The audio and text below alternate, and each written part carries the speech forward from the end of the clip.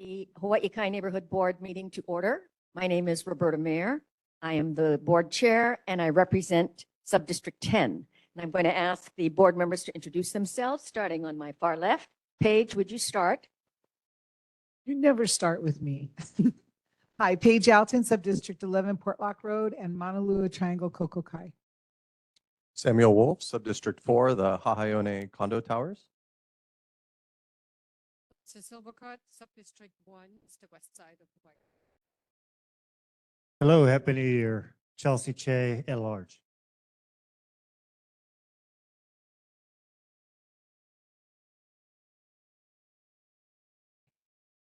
Greg Knudsen, at large. Elijah Lee, Subdistrict 5, Mariners Cove.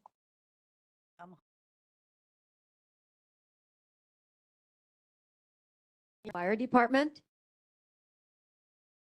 Okay, if they come.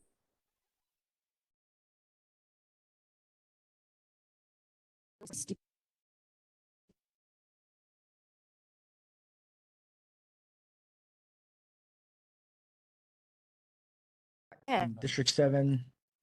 Sorry, I have a little bit of connectivity problem. Yes, go ahead. Okay. Okay. And radios and make it difficult to break in. Always lock your garage doors and sheds. Trim any shrubbery around your home to reduce cover for burglars. And louvered windows are intended for ventilation, not security. The most common way burglars can make entry into homes in Hawaii is a removal.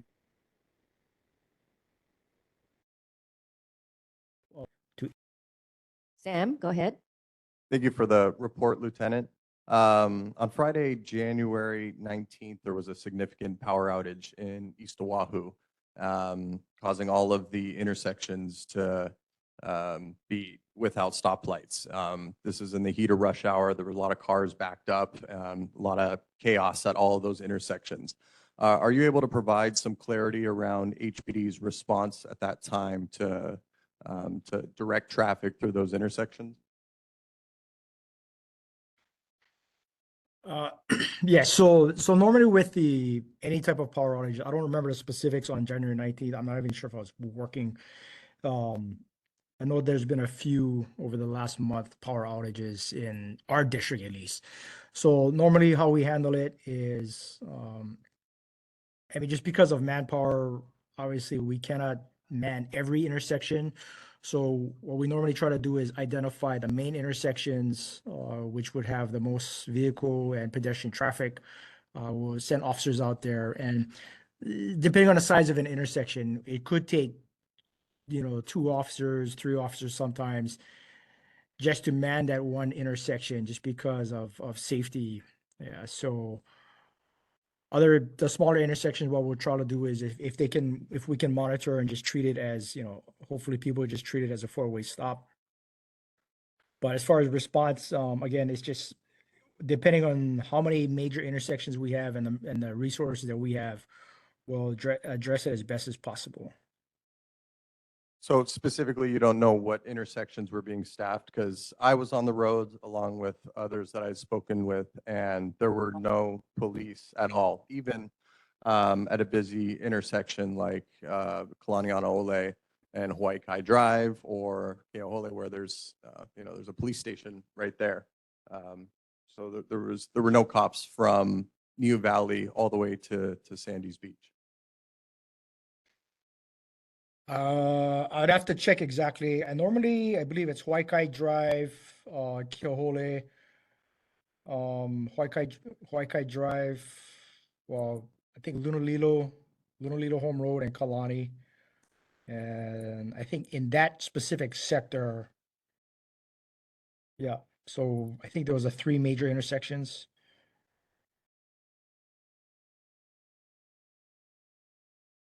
All right.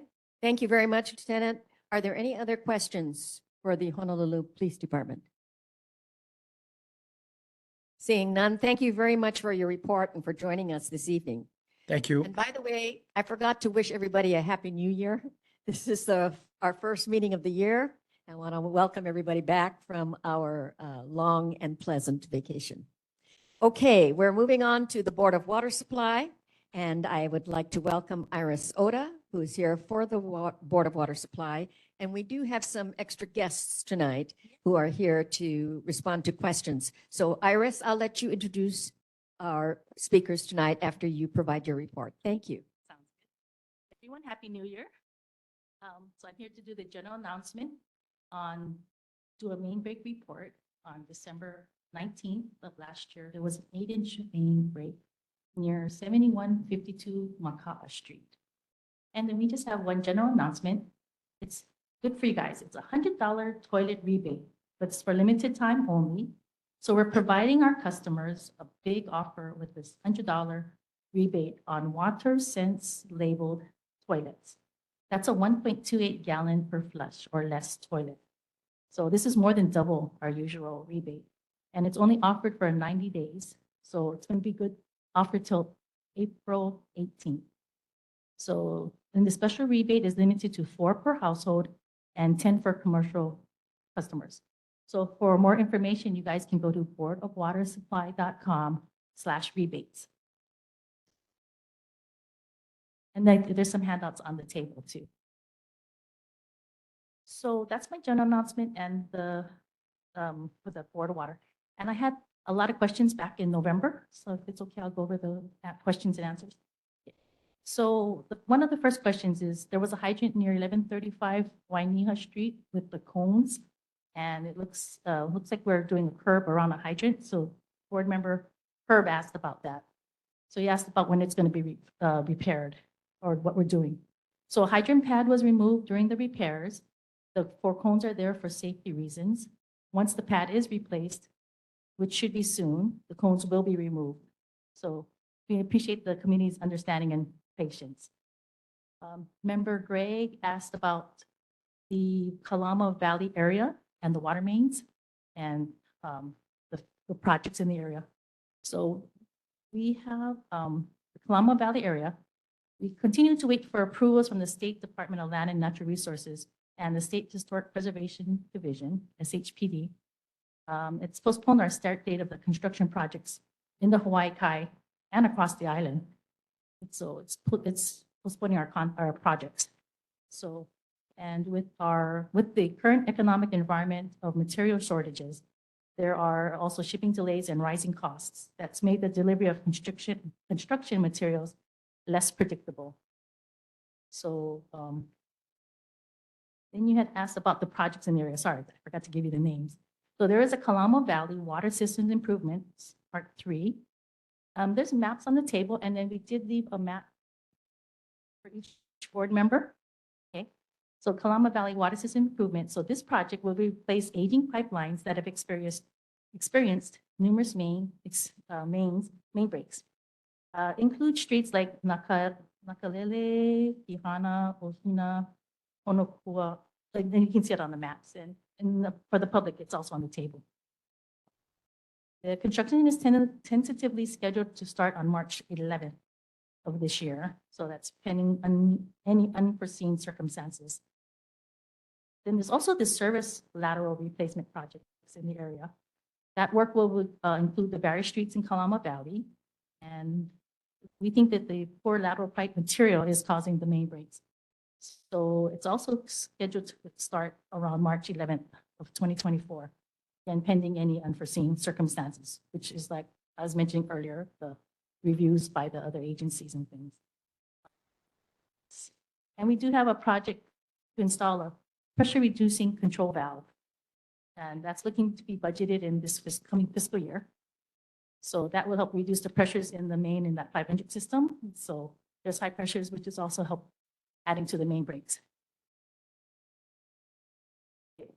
The next one, member Page asked about, I guess, why the construction couldn't be done, why things couldn't be done during the main break rather than a project later, if you remember asking that. So when there is a main break, we can only repair a portion of the pipe that is damaged during the main break. So main break pipeline projects require capital improvement, becomes a capital improvement project because we have to do contracts for design and construction. We have to go through the procurement process, and we have to receive the necessary approvals, permit approvals. And we also need to order supplies and material. So that's the reason why we can't just fix a main, replace all the mains in the area when there is a main break. So we just take care of what's broken. Let's see. Member Elizabeth. Oh, she asked about the Olawalu area. There was a pipe above ground, and if we, why we left the pipe and if it can be removed.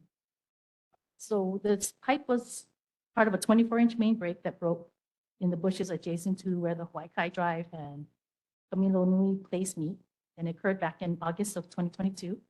So the crew decided to leave the exposed pipe to deter vehicles from parking in the area, since they had to clean the overgrown vegetation to excavate and repair the pipe.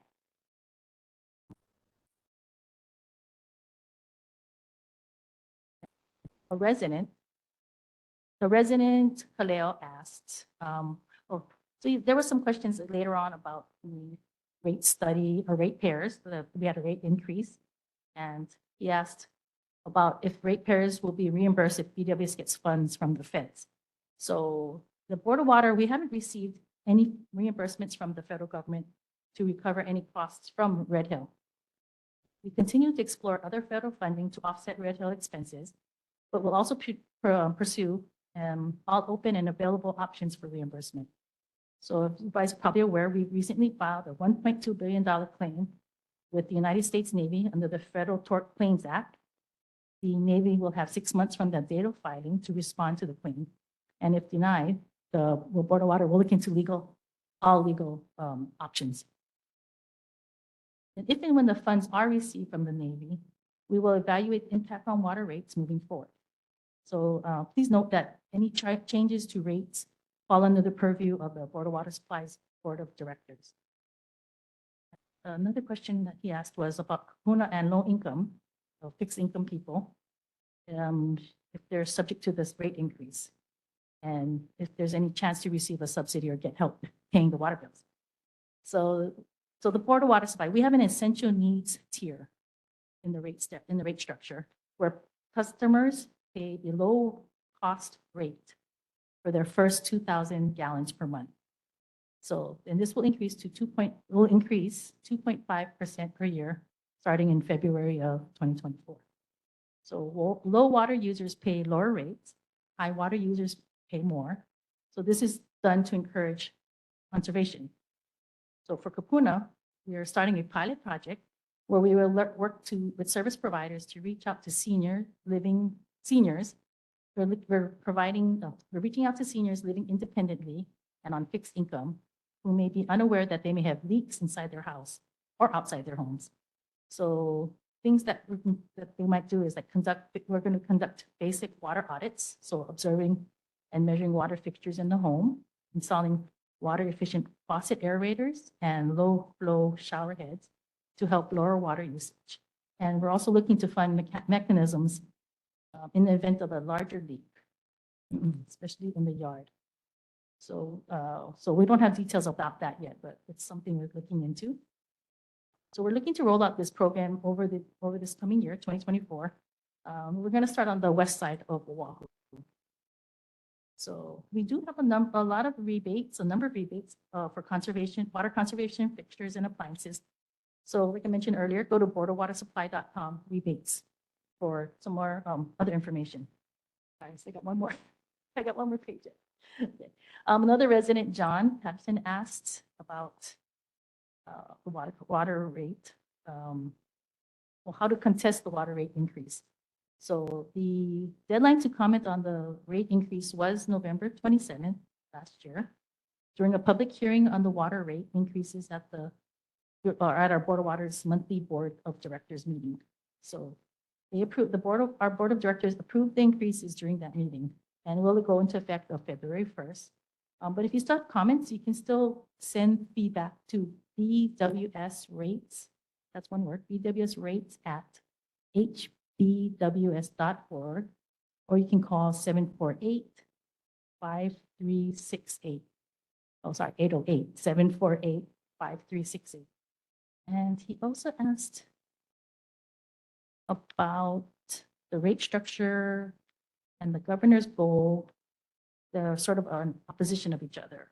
So why are the government agencies opposite and not coordinating?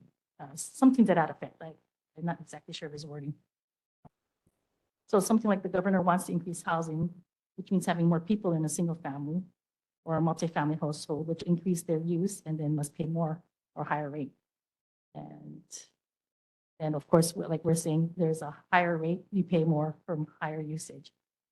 So our response is, so yes, the rates will be higher overall, but that does not translate automatically into higher bills or in the upper tiers. So water usage and costs are based on how much water each person or family uses. So we're working with developers to ensure that they're maximizing their water efficiencies. That means like low flow showers, toilets, faucets, as well as clothes washers. So we're also looking to do efficient irrigation practices, submetering, and other ways people can manage their water use and help reduce the overall water use, their bill. And then we also have, lastly, we also have this waiver program to, we also have a waiver program for affordable and homeless housing development. And to date, the Board of Water, we've waived about $2 million to support that initiative for these affordable and homeless housing developments. So those are the answers to the questions from last month. And there, yeah, I do have my coworkers with me. Wait, Yes. let's just kind of deal with your report so Yeah. far. We do have a question from one of our board members online, and Elizabeth, say hello. We all introduced ourselves earlier. So, Hey. and you have a question. Go ahead. Thank you. Yes, Elizabeth Riley at large. Yes. They decided to leave in Camilla Nui. Is that going to be a permanent leave? I mean, they're going to just leave it there because all the vegetation has grown back. And what happens is people start to leave things there because they look at it as like a little dumping site. So if it's not in perpetuity, you know, if it's going to be just a few more months, if you could inquire and let me know. Thank you so much. Yeah, sure. We're going to look into that and we can get that removed. I'll work with our field operations division when I get back. Thank you.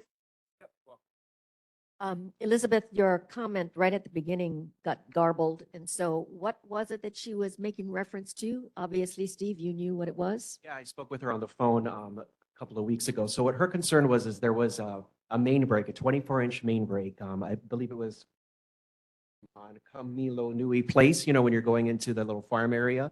And apparently when the crew got there, they had to cut all the vegetation down, work on the main. And so they wanted to deter vehicles from parking there.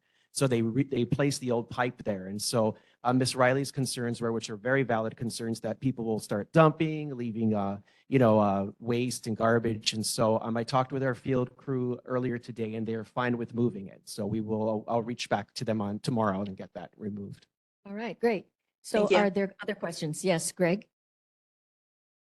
Yeah, on the Kalama Valley, the lateral replacement map, Honokahua is also pretty heavily affected by a lot of patches. I live on Kailaiku, and the stretch that's highlighted on the map, there are more than 30 patches already on that stretch. And this has been going on for a number of years as well. So to kind of give us the impression that this might even be further delayed, that we're aiming for March 11, but that this isn't a new project. We were given this map at least a couple of years ago, and then nothing happened. And now you're presenting it as if we haven't even discussed it before. But I know Honokahua is heavily affected as well.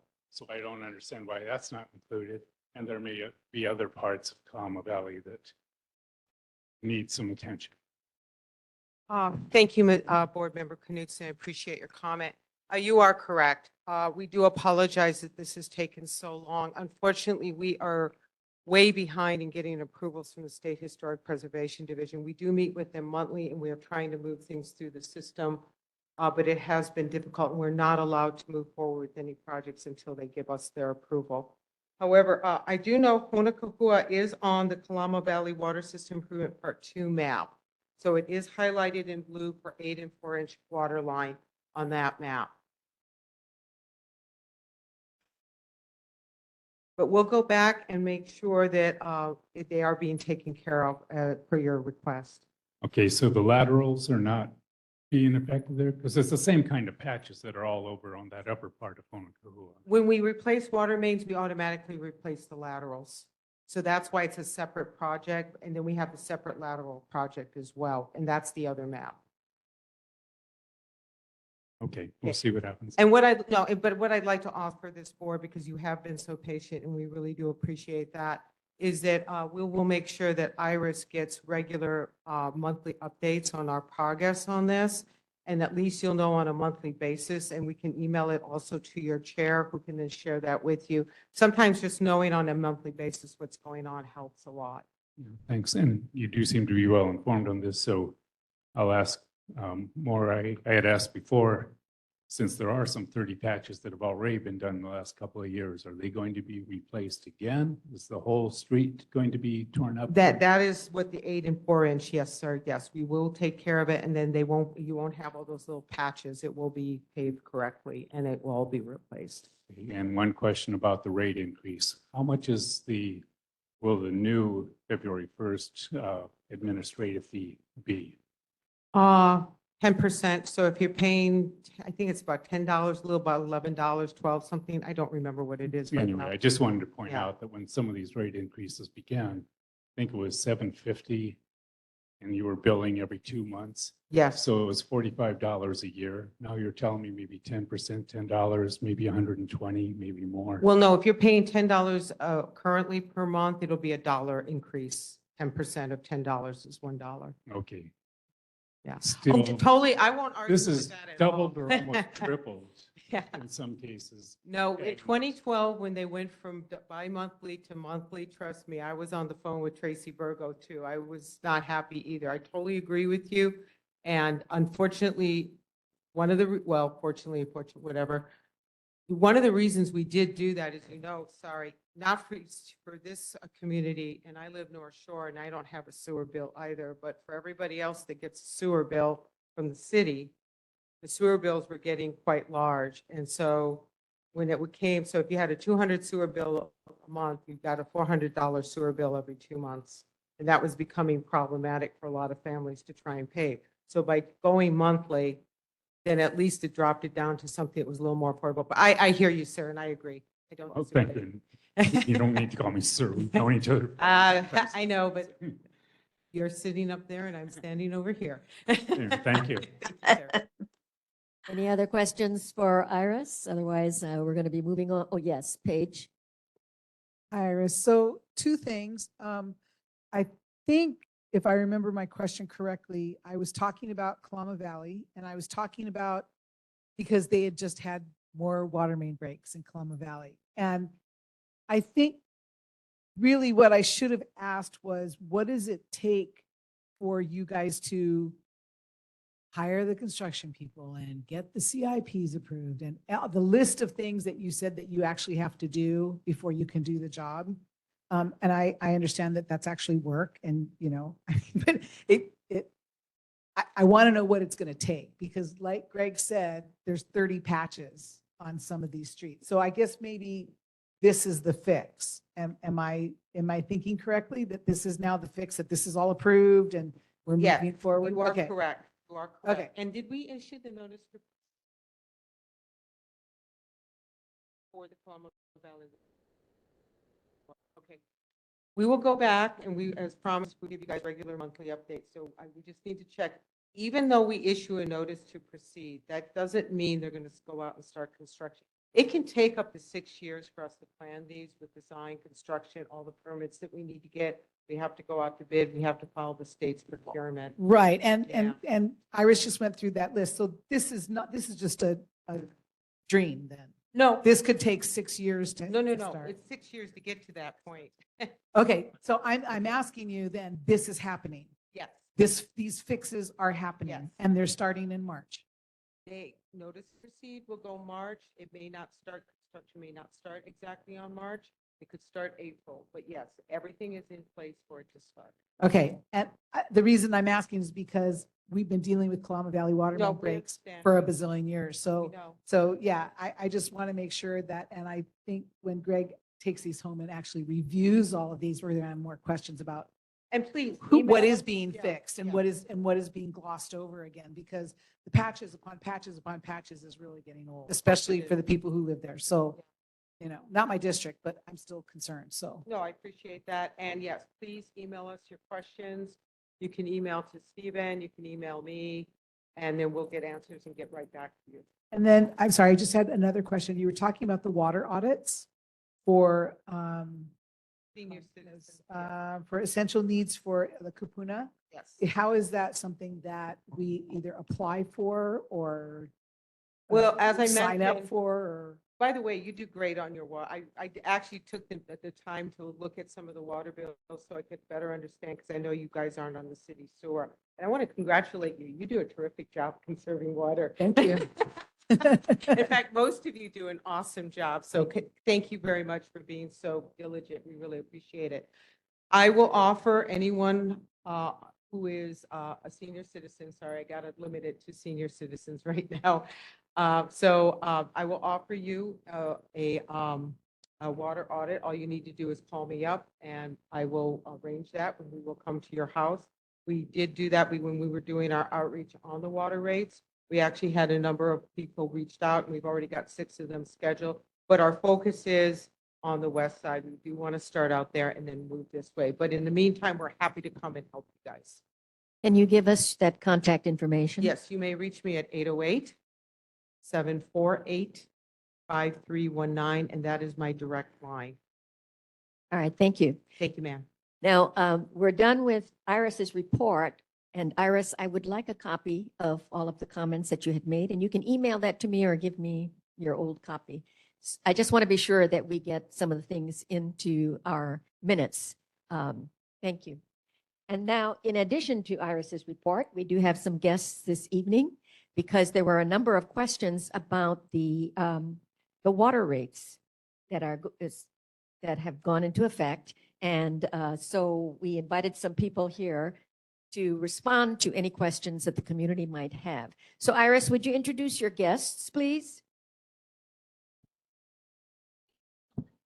I'm Kathleen Pakinui. I do know some of the board members. Hi, Elizabeth. Nice to see you. I am the head of communications for the Board of Water Supply. And with me, we have our deputy manager tonight, Erwin Kawada. Thank you for allowing us to speak. And we're here to respond to any questions. One thing that came up last time, we did not have a presentation to the neighborhood board about the rate increase. And so there were some questions about whether or not seniors, were going to be able to manage the increase. And so someone piped up and said that there was some kind of mitigation for senior citizens. And so if you could maybe explain something.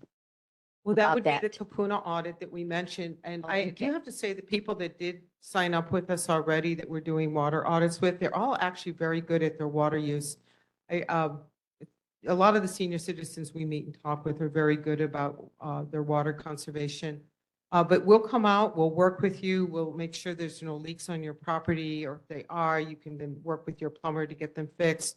We're also working through St. Francis. So if you have a senior citizen that you know, a Kapuna that's taking services from St. Francis, please let us know and work with them to get them into this program, and then we'll come out. And I know they're also working on some additional funding options as well. So that's the key one. The other one is as we mentioned in Iris's report, we kept the essential needs tier, which was started over 5 years ago, for people who are low water users, which is about 10% of the people in our customer base. And that we kept the increases on that tier very low at 2.5%. So we understand that that is where a lot of people are, especially our Kapuna, and we wanted to keep that deliberately low. All right, board members and members of the audience, this is your opportunity to ask any questions that you may have of the Board of Water Supply and about the recent rate increase. Are there any questions?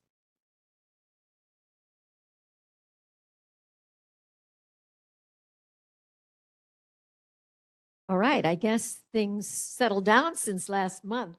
So you don't have any additional questions. However, I do have one ma'am. thing that I'd like to mention before you leave. We have a presentation a little later in the evening about the East Honolulu Yes. Watershed Management Plan. And there was an issue that was brought to my attention, and I would like to mention it to you so that the Board of Water Supply, who I understand has the final say in the approval of that watershed plan. It was pointed out that the Mauna Lua Ahupua'a Yes, is Anne not Marie part Eric, of yes. the Waimanalo Ahupua'a. Yes. And so we wanted to ensure that that gets corrected in the final printing of the plan. I see our head of our water resources is with our consultant, Melissa Mayberry Usagawa, and they will be happy to address that during their presentation. But Anne Marie did reach out to us as well, so we are aware of her comment, but they will address it during their presentation. Thank you so much. If there are no other questions, I want to thank you very much for coming all the way out to meet with us tonight. And I'm happy that you did not have any terribly pressing questions that Well, would we're keep always you here. away. If you ever need us, just call. Thank you very much for your time. Thank you. Aloha. We're going to be moving on with our agenda. I did receive a text from Mr. Gu, principal of Hahaioni Elementary School. He's not able to join us this evening, and he said he will report back at the next month's meeting. He is in a conference on the mainland. So moving on, we do have some vacancies on our board that we try to fill each month. We do have vacancies in sub-districts 3 and 9 and 1 at-large seat. Are there any volunteers who would like to be considered for an appointment to one of these open seats for the remainder of this term? Hello, please Hi, introduce my name yourself. is Gene Tierney, former member of the board a few years ago, formerly Sub-District 8. I'd be interested in the at-large seat.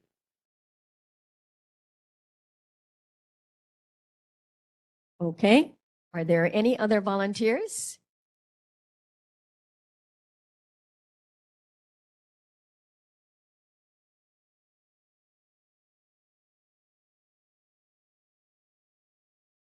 Good evening. I am Stacy Martin, a happy resident here in Hawaii Kai.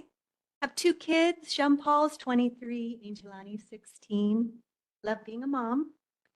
I have a passion for the gift of life, and I live not to take even one day for granted. I count it a blessing to love, care, and serve others. I actually have a life mission statement, and it's to add value to others with an unquenchable passion. I've served on multiple boards throughout my career, and I have a formal board member certification from the National Community Association Institute. From that certification, I'm very familiar with the Roberts Rule of Orders. I'm also a 2023 graduate of the Hawaii Leadership Academy, and to fill my graduate commitment to leadership in our community, I'm here to humbly serve at the neighborhood board level, should you have me. I take the regular initiative to know our local community and government leaders. I find it very valuable before I can have a position to first listen and learn their visions and their pathways they strive to create and steward our state, city, and communities forward. I recently found value in attending a breakfast meeting with our City Councilman Tyler DeSantos Tom and a luncheon with Mayor Blangiardi. I was especially impressed with City Council Member Tyler. Why? I love to see young leaders step up and serve, especially those who have the courage to challenge the status quo and bring a fresh new way of approaching challenges. I'm encouraged by the regular neighborhood board attendance of our local leaders like Gene Ward. Someone I'd love to see more often is Tommy Waters. I've yet to meet him at a meeting. At the neighborhood board level, I feel the power of a neighborhood board has even greater potential to bring value to our community. A contribution I'd like to make is to influence and encourage more residents to engage at the local level, for more residents to see the value of attending our board meetings and supporting our community. This way, when there is a pressing issue or concern where we need our voice to be heard, the neighborhood board can feel confident they have the support of the community to stand up and lean in with a powerful and influential voice. The larger and more cohesive our voice, the greater influence we can have as a community. For example, think ahead to the next big issue we may tackle as a community. How awesome will it be if we have an engaged community ready to take action and add even more power to our voice, care, and support of our beloved Hawaii Kai? In summary, I count it a privilege to serve beside each of you. I give you my most sincere commitment to make a valuable contribution as an engaged board member and to be the best I can be every step of the way. I appreciate you, and I'm here in all humility. Thank you. All right. Are there any other volunteers to fill any of our vacant seats? Yes, Paige? Stacy, what vacancy are you? Sorry, the at-large vacancy. Thank you. All right. Do we have any volunteers for Subdistrict 3, which is Hahaoni Valley? Or Subdistrict 9, which is Lunalilo Park, Makai? All right. So at this point, we have 2 volunteers for 1 at-large seat. Board members, do you have any questions that you would like to pose to our volunteers? Yes, Greg? Just to you, have we heard back from the Neighborhood Commission Office about our request to convert the other districts to at-large?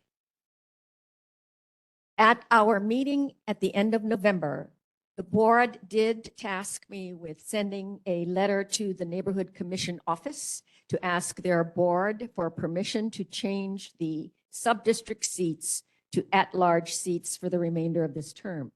At this point, I have not heard back from the Neighborhood Commission Office as to whether or not that has been done. So at this point, we still have only 1 at-large seat to fill. Now, for board members' reminder and for members of our audience, we need 8 votes to approve the appointment of anyone to the board. Now, are there other questions for any of our volunteers? Yes, Ilse? Hi, I have a question for you. Could you please tell us a little bit more about yourself and what you hope to achieve if you're elected to the board? Yes, my background is in environmental science. I got an environmental science degree from the UH back in a long time ago. And I went on to get a master's degree in science from the University of Michigan, and I worked for the Environmental Protection Agency for over 3 decades before retiring and returning to Hawaii 12 years ago. As I mentioned, I was on the neighborhood board for many years and had to leave it because I got a wonderful opportunity to go to Africa for 4 months on a World Bank project. So I resigned from the board, and that opened up the Subdistrict 8 seat for Holly. One of the primary reasons I came tonight was the activity that's occurring right now in the area along Cocoa Crater, where Kamehameha Schools is clearing that property for the purposes of fire management. But there are a variety of issues that have come up that I'm concerned about. And I'll talk about that in the public generated section coming up. And in general, my interest is in environmental related things and in community related things. Hi, Jean. Nice to see you again. Would love to hear about that Africa trip sometime. So you have, what is your agenda then coming back onto the board? You obviously are specifically interested in the Kamehameha Schools issue. Is there another agenda that you have coming back? Nothing specific. Again, you know, in general, my interest tends to be in environmental, you know, water quality, air quality, and land related issues. So that's sort of my general focus, but I'm open to working on other projects as well. All right, board members, we need a nomination for our volunteers so that we can take a vote. Yes, do you have a question? Yes, you may. Sure, come on up.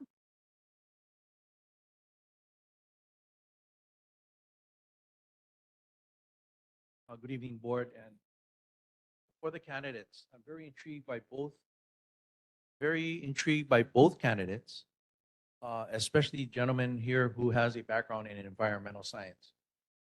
My question to both of you, first of all, a little background on myself. I'm a longtime Hawaii Kai resident. My wife went to Kaiser, graduated. We have 2 homes in Hawaii Kai. Well, actually, my mother-in-law's home, but my wife serves on the board for West Oahu, West Marine, I'm sorry. West Marina West, thank you. My concern and my question to the candidates, I have a personal issue with, and Elizabeth Riley will remember me because I hadn't had a chance to meet with her, but I've talked to her over the phone. Chickens, cats, and the homelessness problem that we all see every day. I'm very proud of this picture right here because I was a part of generating $5 million in lobbying for the dredging of the by the boat ramp. But I wanted to hear your positions, if I could, on the cat issue, the chicken issue, and the homeless issue, please.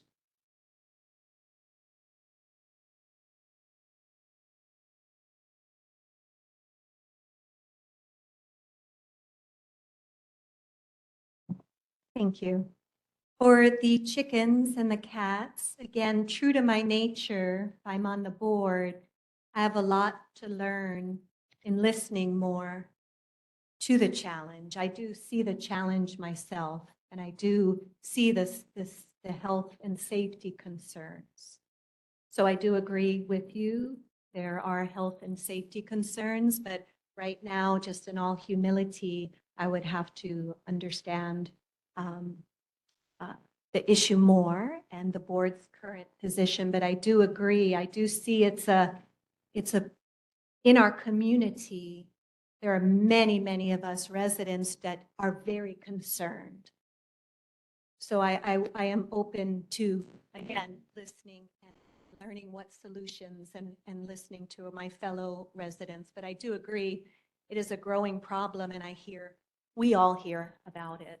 The homeless situation, I've been studying a lot because I used to run a lot and take my dogs and my kids out. And with the increase of homelessness in Moanalua Park, there was one day I didn't feel safe. I went in the women's bathroom and there were 4 gentlemen, I will call them gentlemen, who were homeless. And I also didn't feel safe. So I have been studying the issue. We have actually the 2nd highest per capita rate of homelessness in the nation. The January 2023 point in time count, we have 4,023 homeless on this island. This is not just a Hawaii Kai problem. It's not just an Oahu problem. It is a state problem. And it's not a problem, it's an issue. And in hoping to be part of the board, I've already been studying and doing my due diligence, learning what the state is proposing to do, what at the local island level, the county level. And it's a complex issue. Do you know 50% of our homeless on this island have been homeless for more than 10 years? So I do have a heart of compassion. It's not just a homeless issue, it's a drug issue, it's an addiction issue. I can't say here that I have the answers, but I have a heart to learn and understand it as a problem, and with a compassionate heart and with empathy. Okay, Jean? Thank you. With regard to the cats, the feral cat problem is significant because we have a marine community here. They spread disease. They are not too friendly to the bird population. I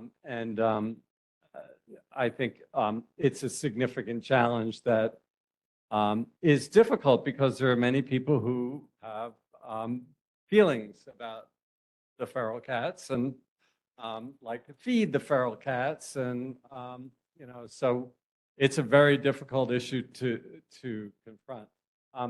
I find the chicken problem to be much less, although with all the stuff that's going on behind our houses, that I'm going to talk about with Kamehameha Schools, the chickens and the roosters have all been displaced, and people on my street are chasing the roosters away because they're waking them up now in the morning. They're no longer in the back way away, they're in their yards. So that's a problem. We're actually on a daily basis going out chasing chickens. So something needs to be done there too. The homeless issue that's huge, you know, and it's very well spoken. It's a problem that's not just about Hawaii Kai. And it's not a solution that's going to come from this board, but I think we may have a role in supporting what's going on the Oahu level and on the state level to get solutions going. We need to address affordable housing. That's what it comes down to. The reason why Hawaii's got the second highest percentage of homelessness is because we have the second most expensive housing in the nation on average. So, you know, it comes down to that. And that's not something we can solve, but it's something that we may be able to contribute to. Okay, any other questions for our volunteers? All right, the process is that a board member needs to nominate each of the candidates before we can take a vote. May I have a nomination? Greg?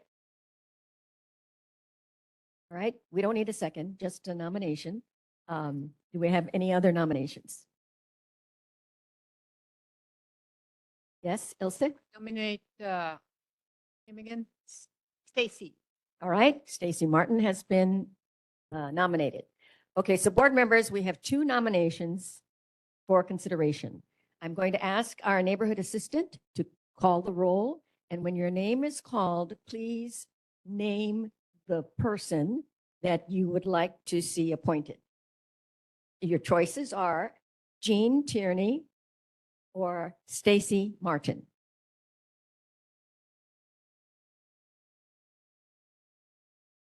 Okay, thank you, Chair. One reminder before we go about the vote, a nominee needs to receive the quorum number for a vote. So in this case, your quorum is 8. So if either one of them does not receive 8, we'll go around again for another roll call.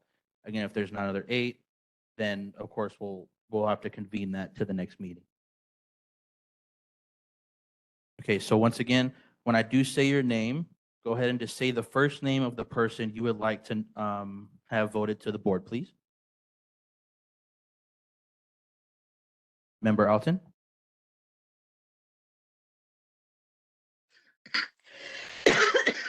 Jay? Jean. Knudsen? Gene. Lee? Jean. And correct me if I say it wrong, Lyons? Molly? Oh.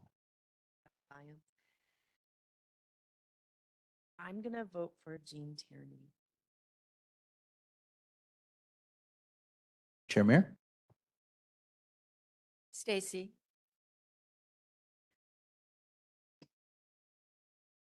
Member Riley? Stacy.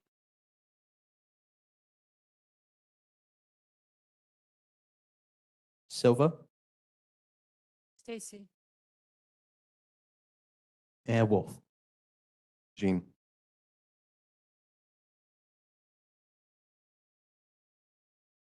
So we didn't, neither one of course got quorum, so I'm going to do this one more time. We're going to do the same roll call, the same order. Please say the name of the person that you would like to nominate to the board. Point of order. Possibility that have a little discussion in between. You can have a discussion. Well, like an opportunity maybe for the candidates to consider their positions. You guys can go ahead. Yeah, you guys can have that.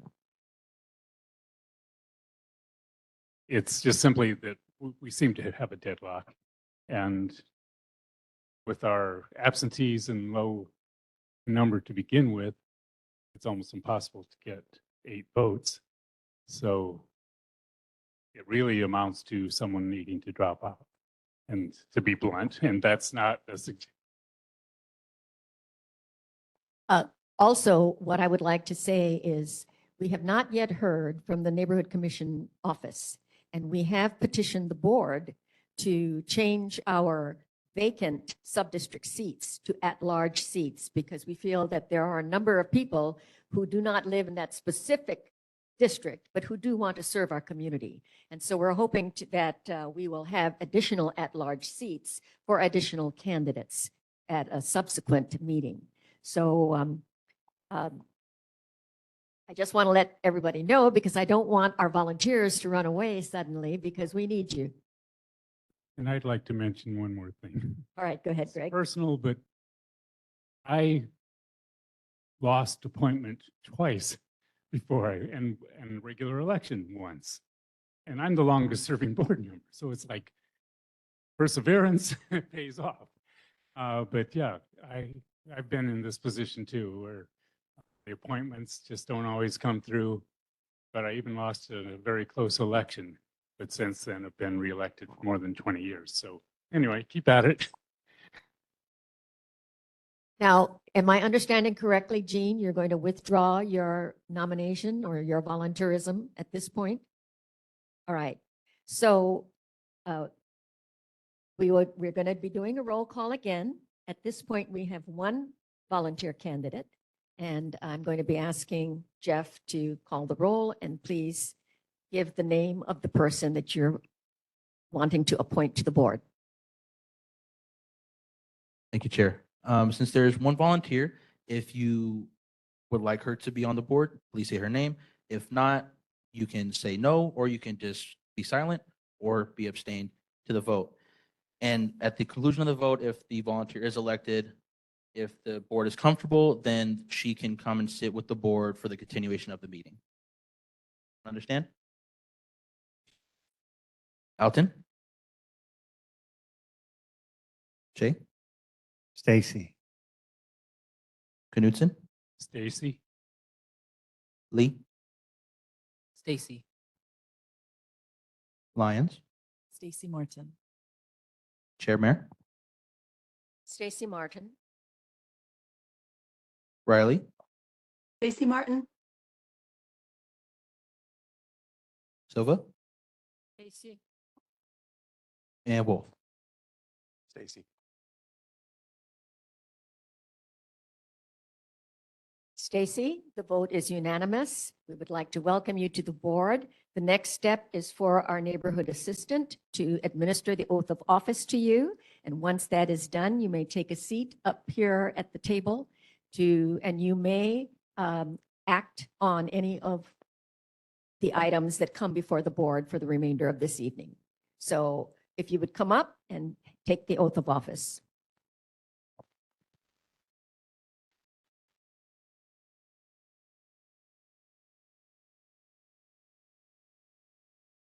The oath of office will be administered on the side by our neighborhood assistant, and we're going to be continuing with our meeting. I want to thank Jean for volunteering, and Jean, we will let you know if our seats become open seats, and we'll want you to come back and volunteer again. Thank you. All right, we're moving on to community announcements. Are there any community announcements by members of the board or members of our audience? Seeing none, I'm just going to go ahead and make sure that the audience is aware that several letters went out from this board at the end of our November meeting. There was a letter to the council chair and city council members indicating our neighborhood board support for city council bills 57 and 58 that are intended to provide additional tools to HPD to deter and shut down illegal game rooms on Oahu. We also sent out a letter to City Council Chair Waters and council members to support the existing preservation zoning of 2 properties that border Coco Villas in Kalama Valley and to oppose any residential or business zoning changes needed by the proposed Coco Terrace development.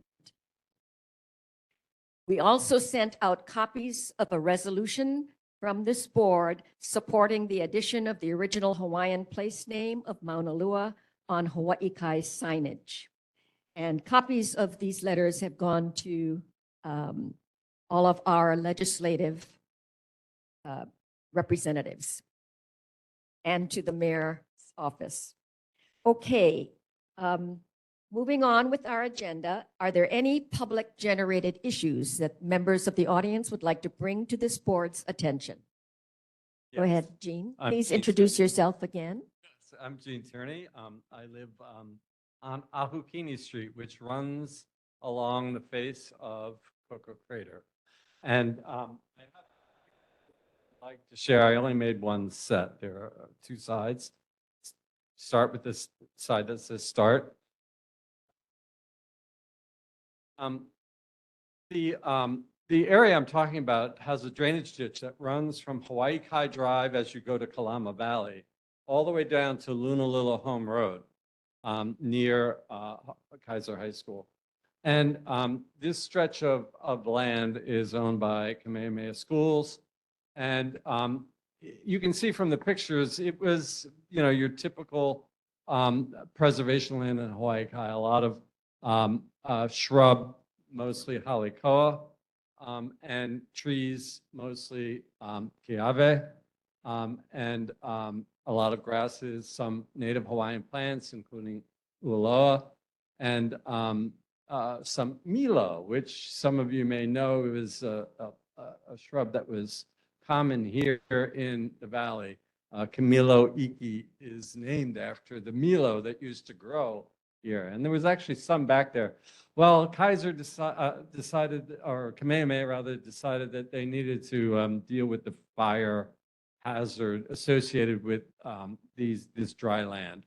Right now you can see in those pictures, it looks all plush and green for the most part because we're in winter and we have rain. In a couple of months, that's going to be all brown and very dry and clearly a fire hazard. And I think Kamehameha was aware of this prior to what happened on Maui because I actually ran into the three Kamehameha employees that were scoping out the project to remove all of this shrubbery. I have no opposition to the idea of removing the shrubbery and dealing with the fire hazard. My problem, I actually have four problems. The first problem is erosion. They're scraping trees off of steep escarpments right next to people's houses. And when the heavy rains come, we could have one house that's falling off the hill. It's that close. The second issue is erosion. They're removing all of this plant matter, and I don't know what they're going to replace it with. The wind-blown dirt and dust is going to be a significant problem once it dries out. Right now, it's not a problem. It's because it's wet, and they're shredding all the halikoa and leaving the mulch around, but that's not going to last forever. The third problem is the drainage ditch. You can see in the picture, and this in particular concerns me. The drainage ditch is getting clogged with detritus, dirt, and plant matter, both the dead stuff that they're cutting as well as stuff that's just growing in that dirt that's accumulating. There are a series of gates in the ditch. This is a concrete drainage ditch that runs into Kawapa Pond. And those gates are catching this stuff, and this stuff is piling up behind it. Now, my understanding was that Facilities Maintenance Division for the city is responsible for maintaining the ditch. And that there's actually a right-of-way for them to access, and they used to clear that right-of-way. And you may recall years ago, I brought the issue here to the board about them weed whacking and leaving these giant pieces of plastic on the ground as they weed whacked, and they stopped doing that, fortunately. But now it's a whole nother issue. Anyway, you can see from those pictures that the stuff is piling up, and it needs to be cleared out. And also, the stuff is ending up in the pond. A lot of the junk that gets inadvertently scattered into the ditch right now in this clearing process is ending up in the pond, and that's probably not going to be a good thing for the marina. And finally, my concern is, what's the long-range plan? How are they going to maintain this? Right now, all the grass is grown back. They went actually in with huge backhoe and dug out the roots of the Halekoa and the Kiave and all the other plants. So those won't be coming back immediately, although there's probably 20 billion Kiave seeds in the ground out there, and it's all sprouting, and it's going to come back. So I have a big question about how are they going to maintain this in the long run? And what impact is that going to have on all the homeowners along the way? A lot of people have expressed concern on next door. This issue has been active in that chat. And so I'm raising that here. I'm not exactly sure what we all can do on the neighborhood board, but it's a problem. Thank you for bringing that to our attention. It sounds as though it's something that we have to monitor with Kamehameha Schools, first of all, and secondly, maybe with the mayor's office with facilities maintenance. Yes, Okay. I agree. All right, Chelsea, and then Ilse. Gene, thank you so much for bringing that to our attention. And you've been watching this for a while, so it is your opinion that the ditch that is there and the pileups that are in the ditch are caused by the clearing of the area. Yeah, and the lack of maintenance on the part of the city. Usually the city came by on a regular basis and weed whacked along the top of the ditch and then cleared out anything that was in the ditch. Plants that were growing in the cracks of the concrete and so on and so forth. They haven't done that in quite a while. And I know city staffing is an issue in all departments. So I think this kind of got bumped to a lower priority, but that's coming back to bite them now because the accumulation has gotten so huge. I've lived there in that place for 12 years. I've never seen any kind of accumulation anywhere like what we've seen. Sounds like we need to invite Kamehameha team back to discuss it. Well, we do have a presentation by them in a couple of months. Ilse? I just wanted to mention that all the debris and the erosion from the cutting of that section, but cutting of other sections around Hawaii Kai as well, will all contribute to the pollution of Moanalua Bay. Because in the end, all the dirt and whatever is in the dirt, it ends up in the ocean. So with all the concern about the coral and the life in the bay, there should be a very conscientious effort to reduce erosion. All right, Paige?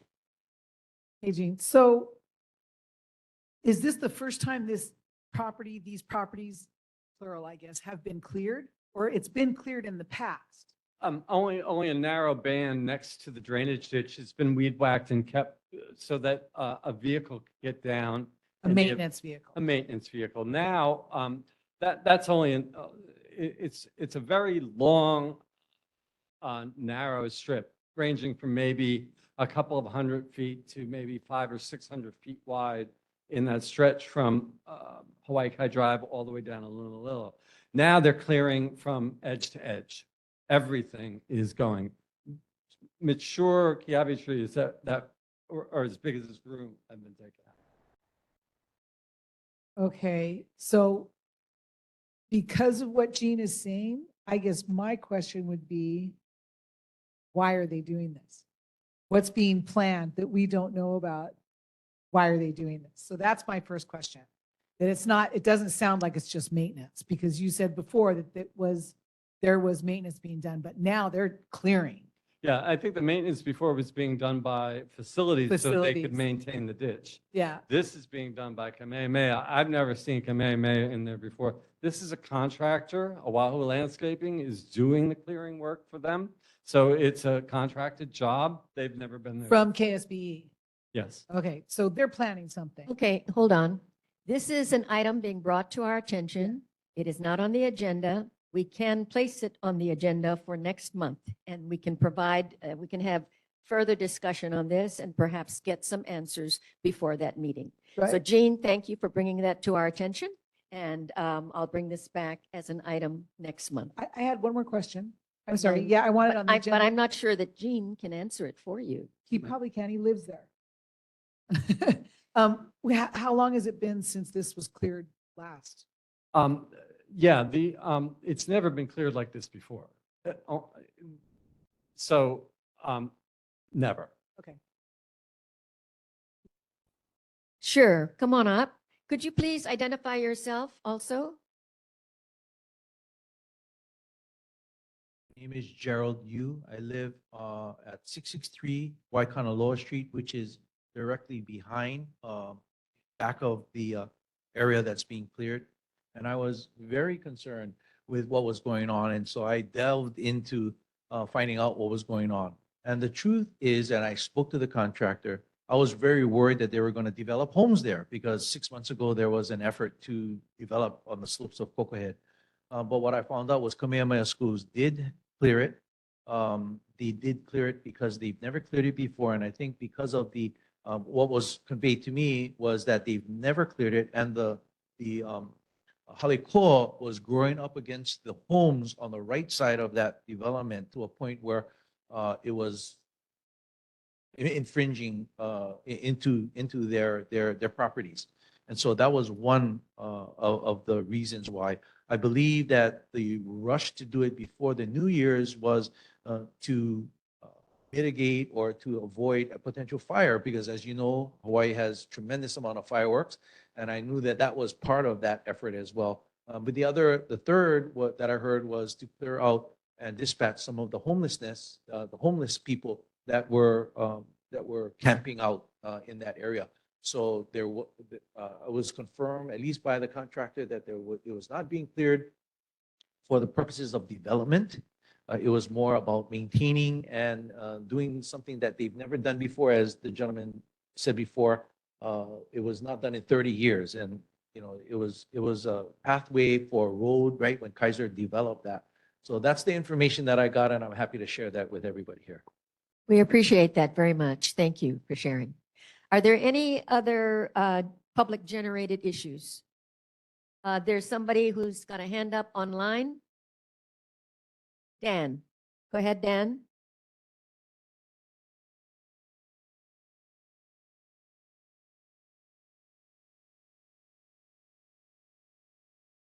Dan, are you still there? Hello, I'm here. I'm sorry. It took me a moment to get off of mute. Thank you, Okay, go everybody, ahead. for the time to address the board. I would like to talk about an issue that's been very active on Nextdoor, and I heard some of the candidates for the at-large position touch on it, and it's been referenced in a lot of other things tonight. And that is the illegal camping problem that we're experiencing in Eastern Honolulu. I understand it is not illegal to be homeless. It is not illegal to be an alcoholic, but it's illegal to drive drunk. It's illegal to steal alcohol. It's not illegal to be a drug addict, but it's illegal to deal drugs and use drugs in our streets and sidewalks and bus stops and other public spaces. So my question here is, while I do understand that there's human sadness and tragedy that precedes someone living in a park, and I acknowledge that there's human sadness that precedes someone no longer being welcome by their friends and family and other community members. Here's what's happening, what the people are hearing is there's a lot of talk at the city, the county, and state, and even federal level about programs to help the homeless problem as it's being described. I call it an illegal camping problem. I don't know if these people are homeless. I know they're camping illegally in our public spaces. For how long are we supposed to tolerate the crime and loss of public spaces while we wait for these public initiatives, these city and county initiatives, these state initiatives to kick in? Because right now we have a camp at Jo'olukela Park that's been there for months and months. And the word on the street is that the police are not enforcing the no camping rule, because the people that are camping there say, we're not camping, we're fishing. And I've been fishing before. I didn't need to bring a tent and a hot plate and changes of clothes and multiple sleeping bags and multiple bikes. So if the police are going to not enforce the no camping law, which is already on the books, what is already punishable by fine and imprisonment for those that are frequent offenders, can we move forward with closing the park after hours? I understand this is an impact upon the fishermen, But the people that want the park closed are not the ones hurting the fishermen. The people that are causing this issue are the people that are camping illegally in our parks, our streets, and our sidewalks. Thank you, Dan. Are you indicating that you would like the board to reconsider the park closure hours at Jolukela Beach? Yes, I am. And I'm also, if there's any members of law enforcement still in the meeting, if there's any explanation as to why the illegal camping has been allowed to continue for months and months and months. And if you look at the crime maps, the crime that spins out from that illegal camp into Portlock and puts an incredible undue stress and pressure on the people that work at the shopping center across the way. If that's the only tool that law enforcement will use, then can we give it to them? All right, any comments from the board at this time? This is something that I can bring back to the next agenda. We did consider it last month, not last month, but in November. There was no consensus among the board members as to whether or not we should close Jolukela Park from approximately 10 p.m. to 5 or 6 in the morning.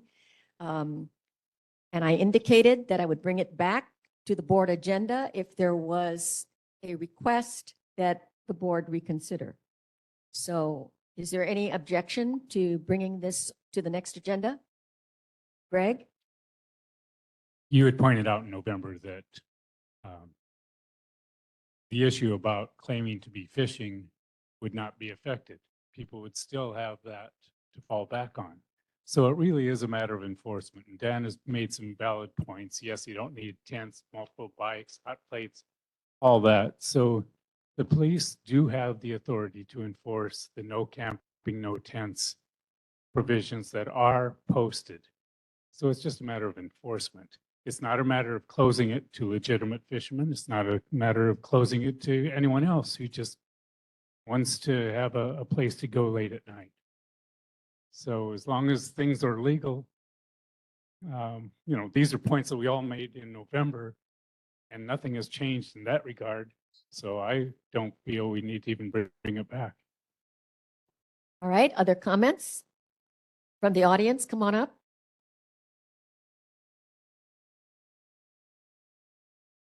Thank you. Board member, I completely disagree with not being valid to be revisited.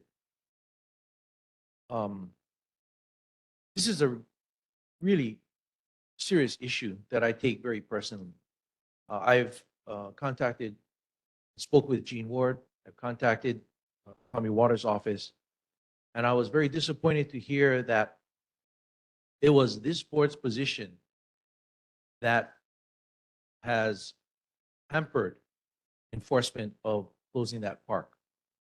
I wanted to share with you that I'm a neighborhood watch captain, and I eradicated a drug house not 2 blocks from here on Idaho Street. There were about 13 individuals, major drug dealers.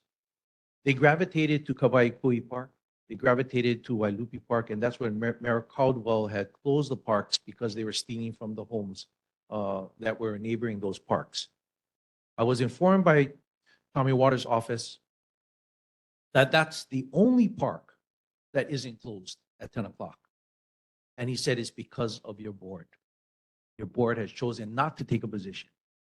Board, we elect you to represent the taxpayers of our community, all of us who pay the highest tax rate, the property taxes in Oahu, on East Oahu. These people who are at the park don't pay taxes. They don't pay to maintain it. They don't pay to use it. And they are squatting there. They're ruining the quality of life. East Oahu is one of the primary destinations for our tourists. And that's what they have to see going to Hanuma Bay. That's what they have to see going to the Blowhole. That's what they have to see going to Sandy Beach and Makapu'u. We have tourists that use Hawaii Kai's businesses, and that's what they see. I live on the marina, I fish, I have to see this every single time I go fishing. I don't go to the park anymore. We used to go picnicking there. My daughter used to take her dog there. We don't go there anymore because of the dangerous activity that's existing there. I took a video last week of one of the 4 homeless camps there. The guy had his shirt off. He was doing Muay Thai. Who wants to go? And this guy's a big, brawly guy, and he's scary. They're smoking dope there. There was a shooting there a few months ago. What will it take to get this board to start supporting the communities that pay the property taxes to support the maintenance of that park? Why are you siding with the homeless guys that are just a scorn on this community? Please, please, let's close the park and revisit this. Thank you. All right.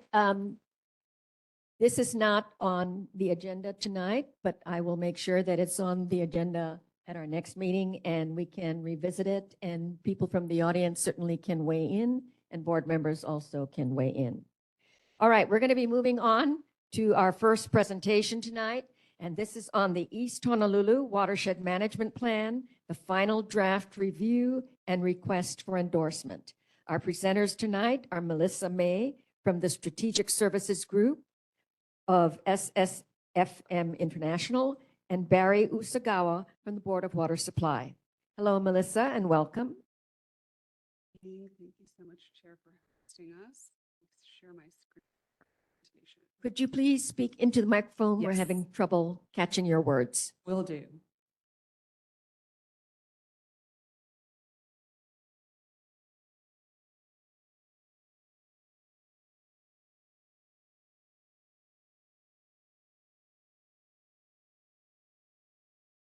Okay, good evening, everyone. Thank you for having us back. I think this is our 5th time at this neighborhood board throughout this planning process, which has been going on for a few years now. And we're very happy to be at this stage of the process where bringing this final draft East Honolulu Watershed Management Plan back to you to share what's happened in the planning process, the community input we've gotten along the way, and hopefully tonight also ask for your support as we move into the council adoption process. Let's see, oh, there we go. Just a little delay in advancing the slides. So tonight, I'm just going to give a brief overview of the planning process for those of you who haven't been part of it the whole time, talk about how community was involved, discuss our public review and final draft process, and talk about what comes next with the adoption process. And then we're here to answer any questions you might have as well. So the goal of the East Honolulu Watershed Plan, it's one plan, I'm sorry. It's one of Board of Water Supply's plans for the island to develop a holistic watershed management plan that balances preservation and management of watersheds with sustainable ground and surface water use and development to serve present and future generations. So we're really looking at the future of water in East Honolulu and making sure that it's sustainable for future generations going forward. And so the objectives are to promote sustainable watersheds, protect and enhance water quality and quantity, protect Native Hawaiian rights and traditional and customary practices, facilitate public participation, education, and project implementation, and to meet water demands at reasonable cost. So this is what our planning process looked like, and many of you have been involved in part of this. And we started by researching and identifying key water resource issues. We did preliminary watershed analysis and looked at what the water demands in the future are going to be like in the district. We looked at options for meeting that demand and different strategies and projects that would help address the watershed issues in the district. And then we released the public review draft back in the fall of last year and gathered community comments. And so along the way, we did a number of stakeholder consultations. We had 4 community meetings, met with many local stakeholders, and came to the neighborhood board several times, as well as the other 2 neighborhood boards in the district, Kuli'o-Kalani'iki and Waialaikahala. So this is the schedule. So as I mentioned, it's been going on for a few years now, and we're happy to be here at the home stretch, having gotten a lot of input from folks in the community. So going a little bit more into that, we really commend this community. You almost made our jobs too easy because there are so many active environmental organizations in this community that are doing really good watershed work, both preservation and restoration. And so we really just had to go talk to them and ask them what they're doing and what they'd like to do and capture that. And I have to give a lot of credit to Board Member Elizabeth Riley and the Mauna Lua Watershed Hui for helping to facilitate that. We met with them several times along the way. And really just kind of, they helped ensure that we were talking to the right people, capturing all the projects in the plan. And then we also met with a number of agencies as listed here and elected officials.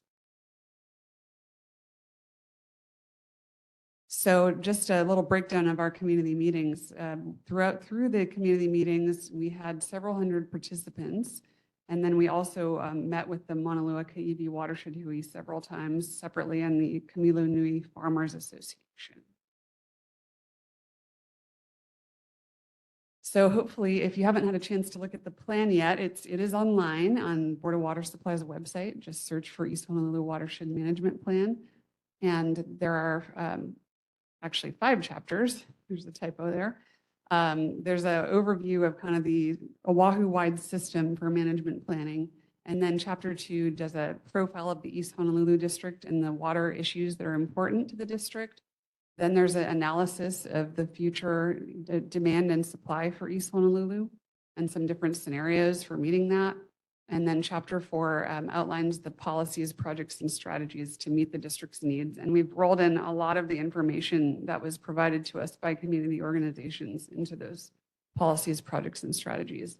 And then the last chapter talks about how the plan will be implemented, and both by the Board of Water Supply as well as partners and others that are doing the work in this area.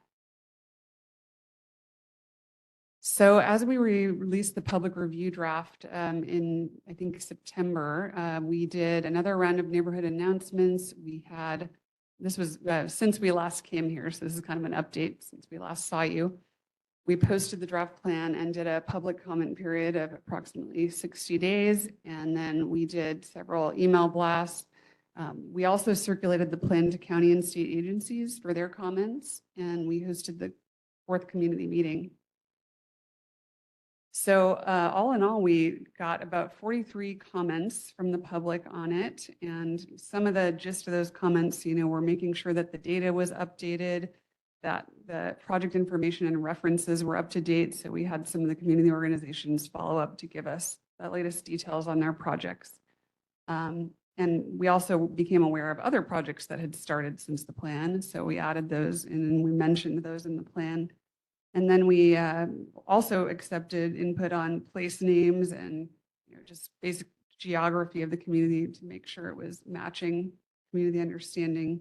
And then for Kapa'akai analysis, which is basically about traditional and customary practices, we added language that said, that the analysis for each of the projects is preliminary, that it may require further analysis because as these projects get implemented, that requirement applies to any project that goes forward in the county.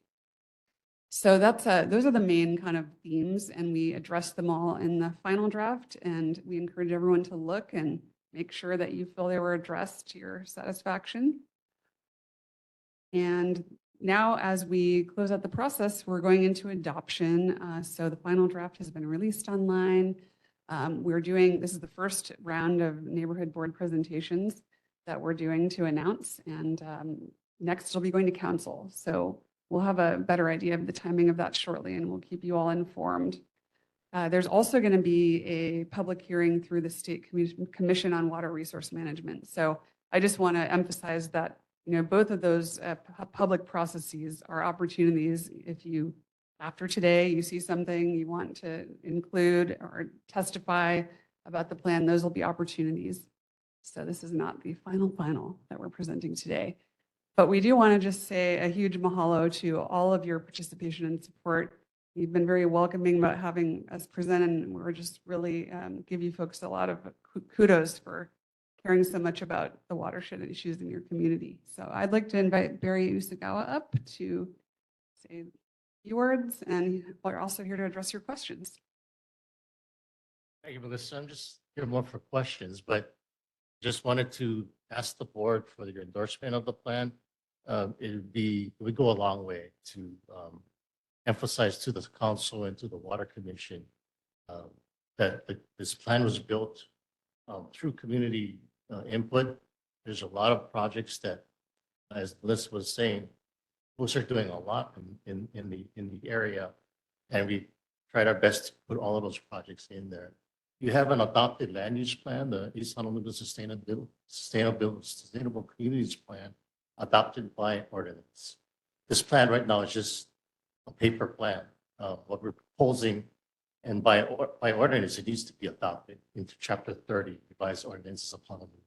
So that's why we got to go through the city council to adopt it as ordinance, and then parallel with that at the Water Commission as part of the state water code requirement for the Hawaii Water Plan. Having the community's support of the plan, again, will go a long way. So that's what. Thank you, Melissa and Barry. Are there questions from board members? Chelsea? Is it possible to get us a 30-day review period? Will that match up your timeline and support it for the endorsement vote?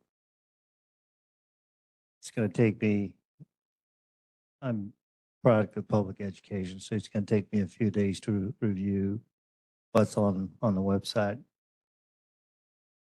was on for several months already.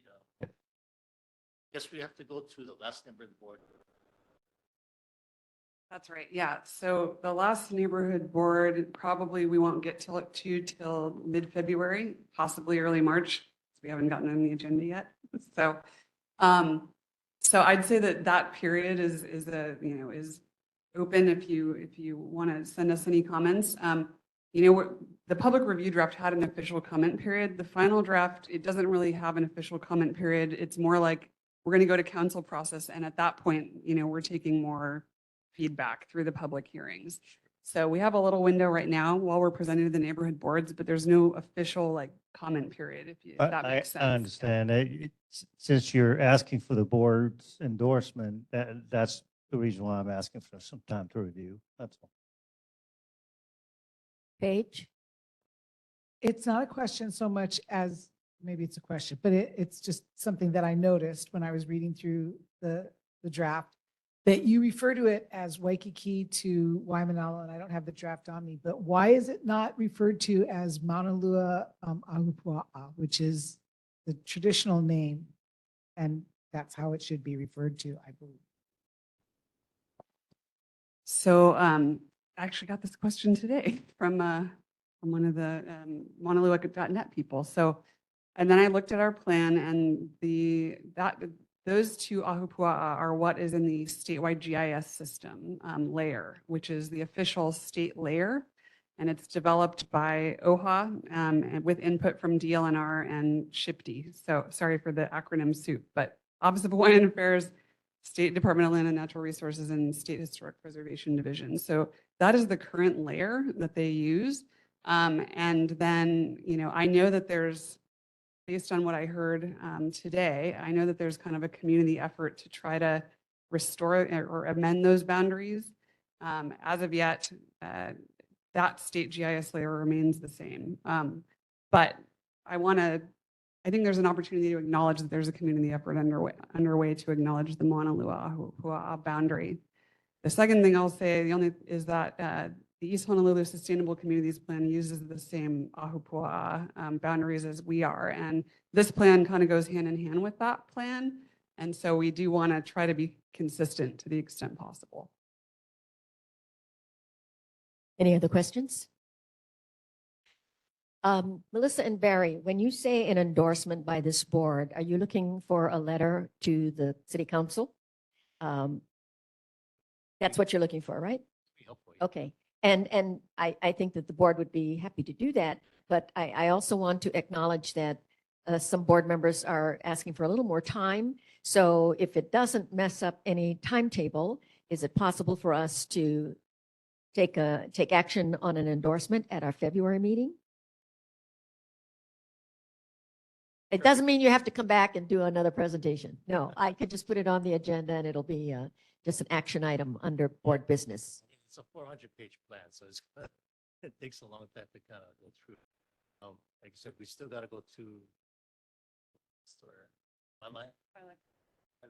February, so in a month. All right. Yes, Sam? Thanks again for coming and for all your efforts on this initiative. For board members and members of the community that are not fully familiar with the plan, could you summarize 5 years from now, what's different? What does this plan actually do if it was enacted by the city council and becomes an ordinance? And what is the big change here in effect that you're hoping for? 5 years, actually, the plan looks a lot longer than that, to 2100, because it had to include climate change, sea level rise, and all, have about 8 big issues. Wildfires is one of them, too. Conservation, additional supply, Malka connections, water quality in Monomoy Bay. It's watershed based, so it's even forestry management in the mountains. So it covers everything water in this district.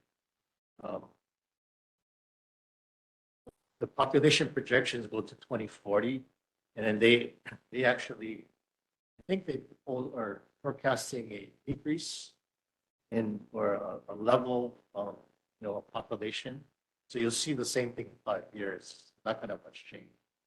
It's all built out, and if anything, we'd like to see water efficiency increase. So people using water more efficiently, and water demand going down. That'll save you on water bills from. So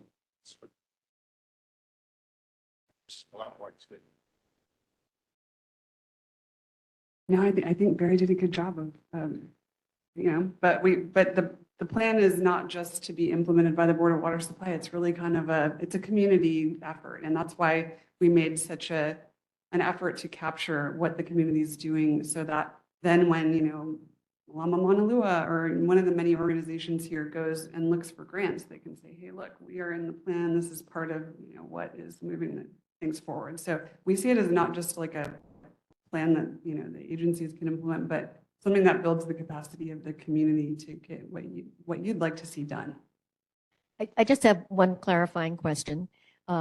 This is not a plan that's supposed to stand all by itself, right? It's part of another bigger picture.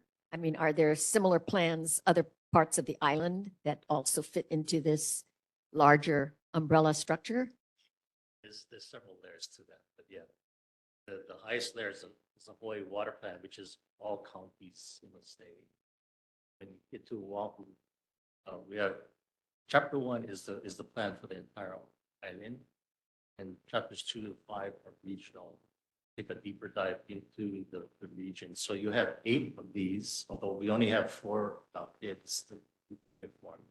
Still working on the other 3. But they're regional, and they're based on the land use districts. So they're meant to be a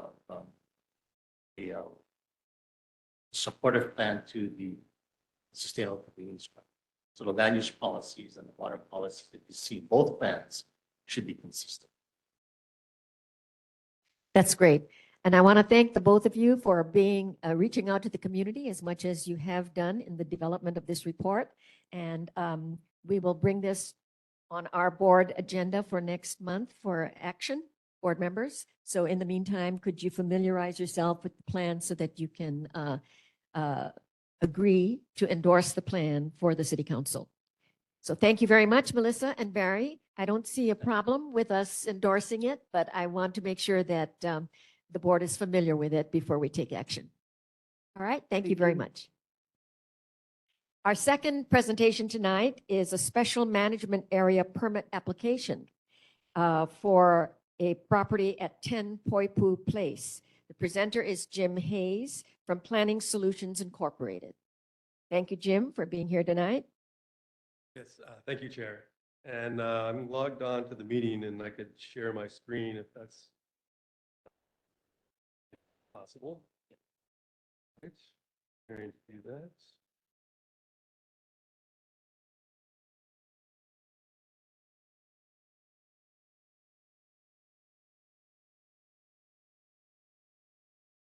Okay, so thanks again, board. My name is Jim Hayes. I'm a agent for the applicant of an SMA permit, special management area permit. It's a SMA major permit, which means the project that's being proposed cost more than $500,000. The project site is located on Poipu Place out on Cocoa Head. Probably familiar with the location there, project site in red. And there's a little story that goes with this, and that the applicant was not familiar with the SMA permitting procedure. And he hired a contractor to make some modifications to the home. Time went by, he learned that the contractor didn't get the right permit. SMA rules recently changed. Anyway, long story short, they started when they shouldn't have started. Then they were informed that they needed an SMA permit. They're now working to obtain the SMA permit. So some of the work that is proposed has already started, just so you're aware of that. So we know the project site area. There's a aerial photograph of the project site. It's a single family residence. It's a relatively large property, as many of them are in that neighborhood. It's about 25,000 square feet of land area. The home is somewhere in the neighborhood of 3,500 square feet of living area. And you can see it's kind of similar to the other homes in that neighborhood. The proposal involves, this is a line drawing of the proposal, and it involves relatively minor changes to the physical structure of the house. The house is not getting substantially larger. They're adding, the only real addition is a 95 square foot room on the side connected to the master bedroom. The main developments are in what I call the courtyard area there, with the green lines that indicate new lanai or modified lanai and decking area. And they also are modifying the pool. And lastly, they're changing the roof of the home. So the home used to just have your standard pitched roof, and they are putting a deck on the roof. They're not making the house any taller. They're not putting a roof on the deck. They're just making a deck on the roof so you can have a nice view from the roof of the house. And also on this drawing, we illustrate some of the hazard areas. The gray shading is what they call the sea level rise exposure area. It's well outside of that hazard area. Then the shoreline setback is shown in the bluish slash hatching there. The pink line is the shoreline, and the property line extends well beyond the shoreline, and that's just sort of a remnant of the way the lines were drawn back in the 60s. And then the yards are shown in green. The development as it exists today and as it is proposed is compliant with all the land use ordinance requirements, such as heights and setbacks and yards and building area and floor area ratio and all those kind of things. And that will not change as a part of this project. So I have one last slide here, and it's just sort of a rendering of what place will look like in the future. And you can see there the deck on the roof. From the street, you won't really see the deck. The deck's all in the back of the house, so like most people will never even know this is changed. And then you can see the deck, lanai area there as well. But that's the extent of the proposal. And the process for this project is that soon we'll be submitting our SMA permit application to DPP. They will process it. There'll be a hearing where input can be submitted. Then it will be forwarded to the city council, and there'll be a couple more hearings. And then hopefully the permit will be awarded. The board does not need to take a position. We just need to provide this information to you so that people are aware of the project and aware of the opportunities to provide input as it moves through the permitting process. So thank you very much. Thank you, Jim, for that presentation. Are there any questions from board members? Yes, Greg? I'm not absolutely sure, but it seems like that area down along the shore is constantly affected by some drainage, some leaking water. Would that happen to come from this property, the pool, and will that be addressed? Because there's always slippery moss and it's obvious from some kind of water leakage. Well, I mean, I don't know exactly. I'm pretty new to the project site specifically. Yeah. They are renovating the pool. I'm sure they'll try to make it so it doesn't leak. But I was there today. It was raining, so you couldn't really tell if there was any, and the pool was empty at the moment. But there was water on the side of the cliff, presumably from the rain. Jim, could you stop sharing your screen Oh, at this yeah, point? sure. And question from Paige? Hi, thank you for your presentation. Two things. Are they moving the pool? No, they're not moving the pool. Okay, so the pool is staying where the pool is. It's just being renovated. It's a slightly different shape, but Have there they was a talked- pool there and it's just. Okay, have they talked to the Army Corps of Engineers regarding that? Has that been cleared with the Army Corps of Engineers? The Army Corps does not have jurisdiction over swimming pools. They do if they're grandfathered into the spot that they're in. It's something you might want to check. It's just Okay. something you might want to check. That's my district, so I know what I'm talking about. The other question is has this been presented to the MTKK Neighborhood Board? To which one? The Mauna Lua Triangle Coco Kai Neighborhood Board? That's the district they're in. Okay, we informed all the neighbors around Poipu. What is it? Poipu Place is the name of the street. Yeah. We informed all the neighbors of the meeting tonight. Then the city will inform people within 300 feet of the project site of the public hearing that will be happening in a month or two. So you have not presented to the Mauna Lua Triangle? No, we have not. Okay, okay, you might want to do that. Okay, Okay, Thank just you. a suggestion, because that's the district you're in. okay. All right.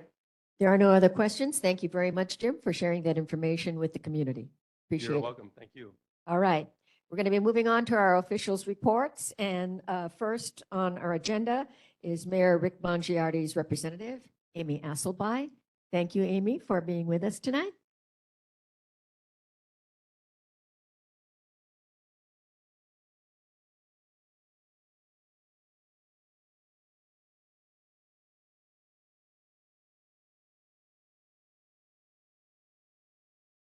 Good evening.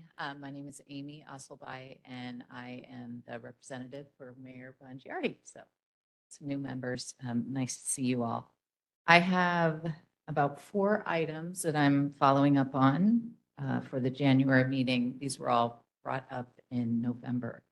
So they are Cocoa Head Dirt Bike Trail, Cocoa Head Shooting Range, Action Bays, Cocoa Head Stables, and the Portlock Road Great Repair.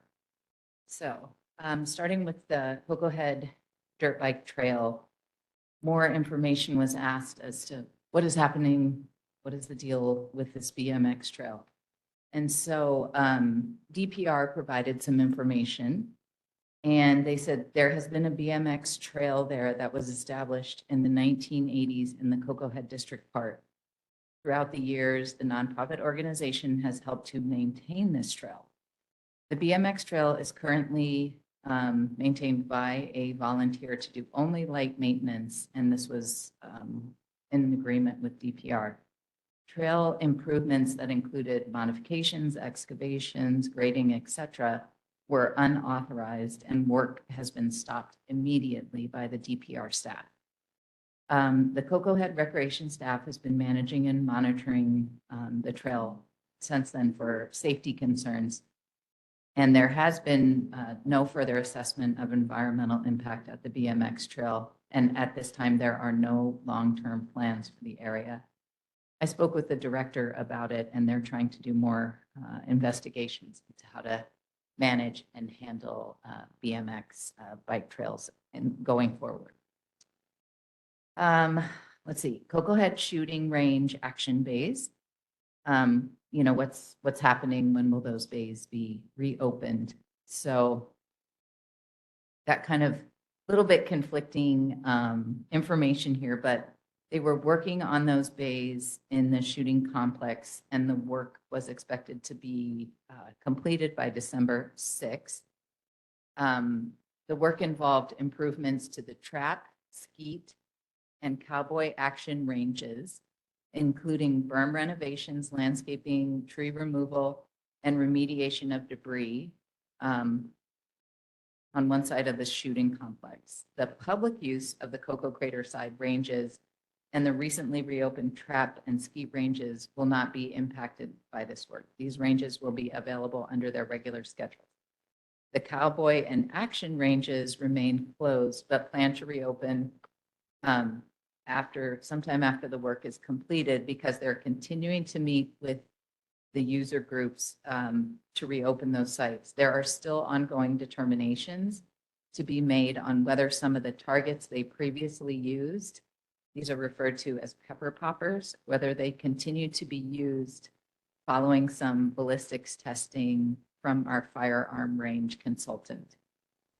They hope to get these ranges reopened for public use soon. And when they reopen, the availability will likely involve weekend use only through the permitted gun clubs. Okay, third, Cocoa Head Stables, the $300,000 that was appropriated for CIP. DPR responded to this again because they're working to develop the project.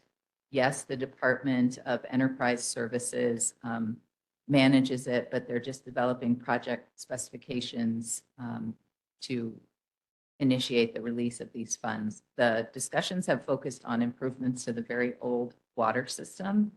Apparently the water system frequently breaks and the water is off for several days to repair. So that's where the discussions are today. Finally, the Portlock Road grate repair, what's the status? It's been months.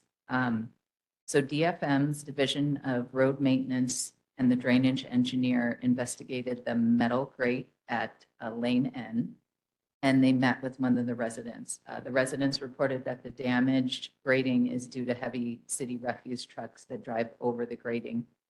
Measurements of the grating as well as a frame were taken to fabricate a new replacement frame, and the grating will be improved to, will have improved strength to address heavier loads. The new frame and grating will be installed as soon as additional resources are available. And that is my follow-up report so far. Questions for the mayor's representative? I have one or two, but I'm going to ask, go ahead, Elsie, you first. Yeah, let me know if this is not the right place. So an update to that BMX track. The work is continuing there on a smaller scale. But and in terms of supervision, it's mostly not apparent. There's children there without any safety gear. And I talked to a person who was working there, and he was very concerned about safety, actually. At the total lack signs, he said one of the most important thing is that it should be in one way only. But as there is no sign whatsoever, people just come and do whatever they want to. And the other thing he mentioned is that motorized bikes go. There should be no motorized use of bikes for Cocoa Crater.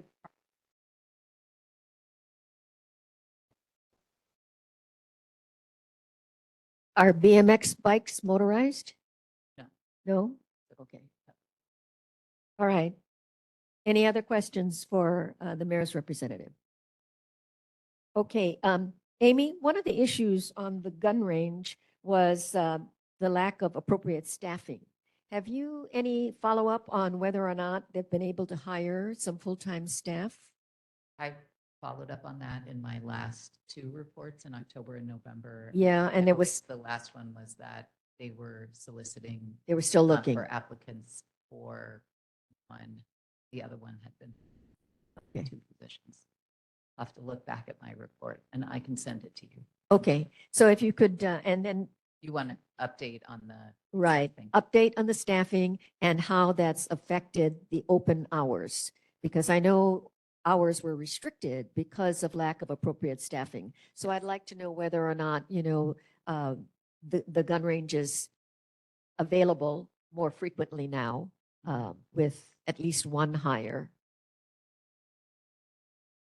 Any other questions for Amy? So Amy, oh, Paige, go ahead. Did they give you, hi, Amy, Happy New Year, sorry. Did they give you any kind of timeline as far as the port lock grade? It's just kind of as soon as we feel like it, or? Well, What yeah. did they say? They did not say anything further than that they are fabricating the new grade. Oh, okay, so they've inspected it and from what I understood, they've inspected it and they know what they're gonna do. Now they're just fabricating, and once Yeah. they get that done, then they're That gonna they do took an inspection. measurements and they realized that it needs to be some kind of stronger material. So Yeah. I can attempt to get a date again. That's okay, I wanted to Well, get clear. That's what we've been trying to get all along. Yeah, Right. yeah. So I got clear on it. Thank you very much. Yep. Greg, go ahead. Yeah, I was going to wait till 8:05, but we're talking about the firing range. Maybe we can skip the later one. This last weekend, the Kona winds have been bringing a very loud volume of noise from the firing range. And that's to be expected with Kona winds while the firing range is open. But it was continuing on Monday. So I contacted Nate Sirota at Parks and asked what's going on. I thought that was closed. He said actually since last March, law enforcement agencies have been using what you call the action site. Yeah. But it seemed awfully excessive. And I do wonder if there was something else going on. I mean, it was just a continual barrage of firing.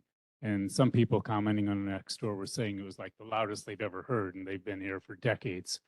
I too, I mean, you could hear it early morning. It was waking people up. It went on to like mid-afternoon.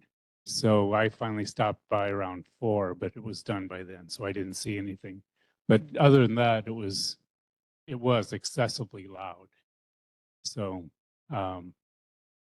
that will be another issue if they start expanding hours and having full weekday use of the range as well. It's kind of abated at this point since it's been limited just to weekends. But the constant firing too, whatever training exercises they're doing, it just sounded like a war zone. So it's a concern. Okay. A particular note about questioning about the weekday training and the noise that. Well, that would, it did continue on into Monday. I mean, right. a lot of people just sort of accepted it over the weekend. They know the range is open for that. But evidently it was law enforcement that was doing it on Monday. I haven't heard it today, but there was must have been a scheduled special kind of exercise going on because it Maybe was. you can ask Nate or DPR if there's going to be regularly scheduled HPD training. Yeah, and just like with the fighter planes, maybe a little advance notice if there are special days that are going to affect the neighborhood. And with that advance notice, you'd probably understand. Amy, could you bring back the dirt bike trail and let us know whether or not the Cocoa Head District staff is going to be monitoring that a little bit more? Yeah, I will share that there's still activity in terms of the construction and also that there are motorized bikes utilizing that trail. Right, and see also if the they're state, aware and right, the safety issue in terms of proper gear for signage. and signage. Right. And then also if you could just let us know when any funds, city funds get released for renovations at the stables. Right. Thank you. Yep. All right. Is that it? Yeah, I think that's it. Thank you so much for joining us. Next on our agenda is Governor Josh Green's representative, City Council Chair. But since I mentioned Mike Buck Go ahead, Mike. We'll just put you right, squeeze you right ahead of the city council chair's rep. Aloha, everybody, chair and members of the board. Thank you so much for providing us this opportunity to give you an update. I'm thrilled to follow Amy because for the first time, this Kealoha that we've been talking about for years, the blending of the city and the state. And I have some information gathered, not just from the city, but also from the state and from the governor.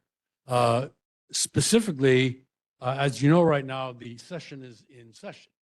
And it is clearly to your advantage at this level, and not, some people don't want to wait a month to get an answer. You can now go online to both the city and the state's website. They are so much more friendly, and you type in a couple of keywords and it'll give you all the bills. And if you don't understand or realize, we've checked with many, many of the legislators, Senate and House, is they are duty bound to take a look at each and every communication they get. They don't just go in a bucket some. They actually have to keep track of people that like their bills and didn't like their bills. And there's a bunch of them. The one that my takeaway from last meeting was to go back to the governor and talk about the concern about the beach park and what's going to be done about it. And as you know, there's now been a blending of different enforcement divisions of the state and the city. So the city and the state are not only working on the feral cats and working on the situation at the park, but they're also working at whose jurisdiction are all of these people and how can we get them to pay attention to rules, regulations, and laws. So I think if you give them a little bit of patience and go to those websites, these bills that you're seeing now that they have to take a look at, and it's not too late. And they really need more than ever your input. I don't know how many of you had an opportunity to watch the governor's State of the State speech,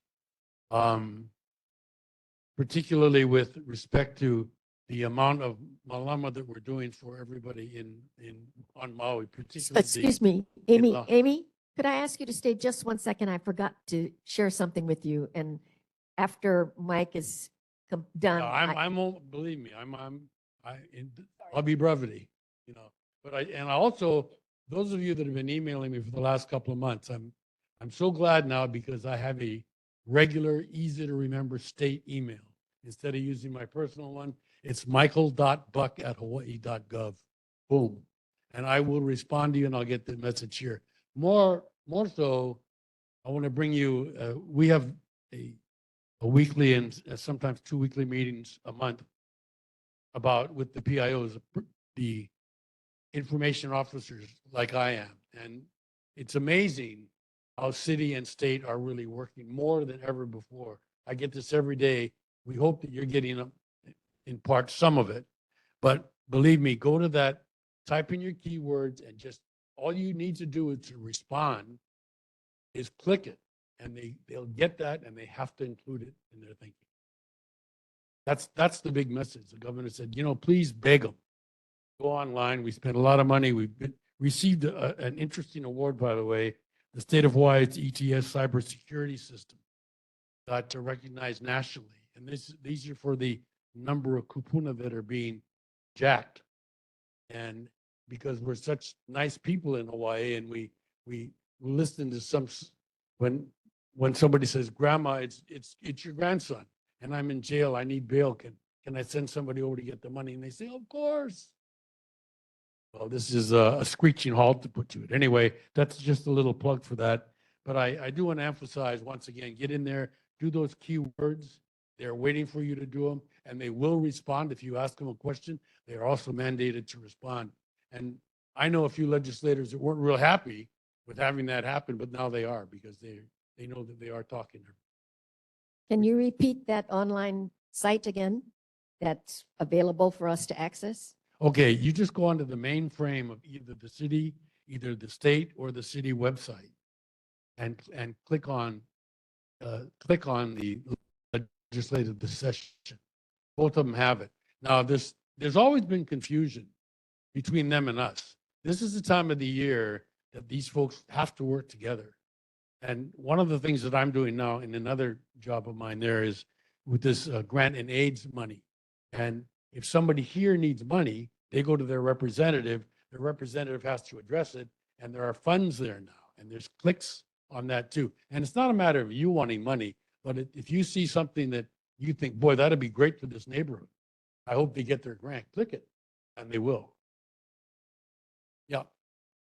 Sorry, I'm very confused about what site you're referring to. Can you just tell me what the name of the? Stateofhawaii.gov. And click what? Uh, Go into session and then there'll be an area where I can comment. I'd really like to report on this to my community. Yeah, it's real easy. If you go to the state, it's real easy. Click the legislature, click bills and keywords. And it's super easy. I mean, All right, I so use it. Holly, you try that and then you report back next month. If it's not so easy, Mike, she'll let you know.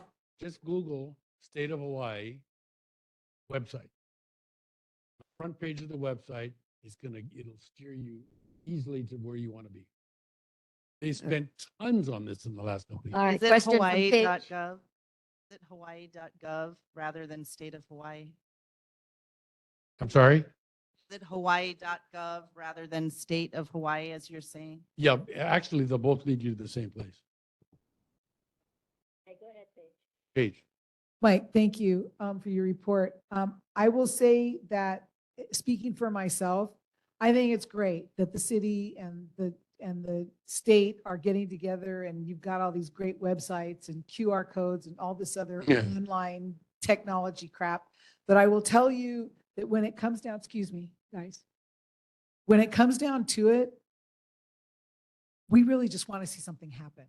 So going online and clicking on this and making our comments and the legislature has to look at it, that's all fine and good, but we really want to see something happen. So we can. If you don't do that, Paige, if you don't do that, you're not going to be ready. It doesn't happen anyway. Don't tell me that because I click on it, something's going to happen, because it I doesn't. didn't say it was going to happen. I said it's going to be it's mandatory that they have to look at it. I understand that. I used to work at the state capitol, but I'm telling you that us clicking on stuff and Yeah. going in and making comments, just because we make comments doesn't make the homeless people disappear at the park. Of course not. Right. So you're 911. making it sound as if us having an input in it makes something happen, and that's not true. And I'm telling you that in my district, we just want to start seeing things happen. So it's just an FYI. Yep. It's rhetorical. I'm in the same district. Mine. Okay, good. I know you are. I know you are. So thank you. All right, thank you very much, Mike, for your report and for staying so late. Thank you. Okay, Amy, there was one thing I forgot to mention. It came up under public generated issues tonight, has to do with the clearing of the ditch and the pileup of refuse near the drainage gate. And so maybe Jean might be able to give you the. I heard the Oh, presentation. oh, okay. All right. So if you could maybe report that and see whether or not they'll be able to. Okay. Photos. All right. So thank you very much.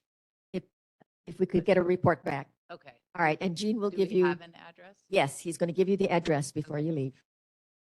All right. Thank you so much, Thank Amy. you.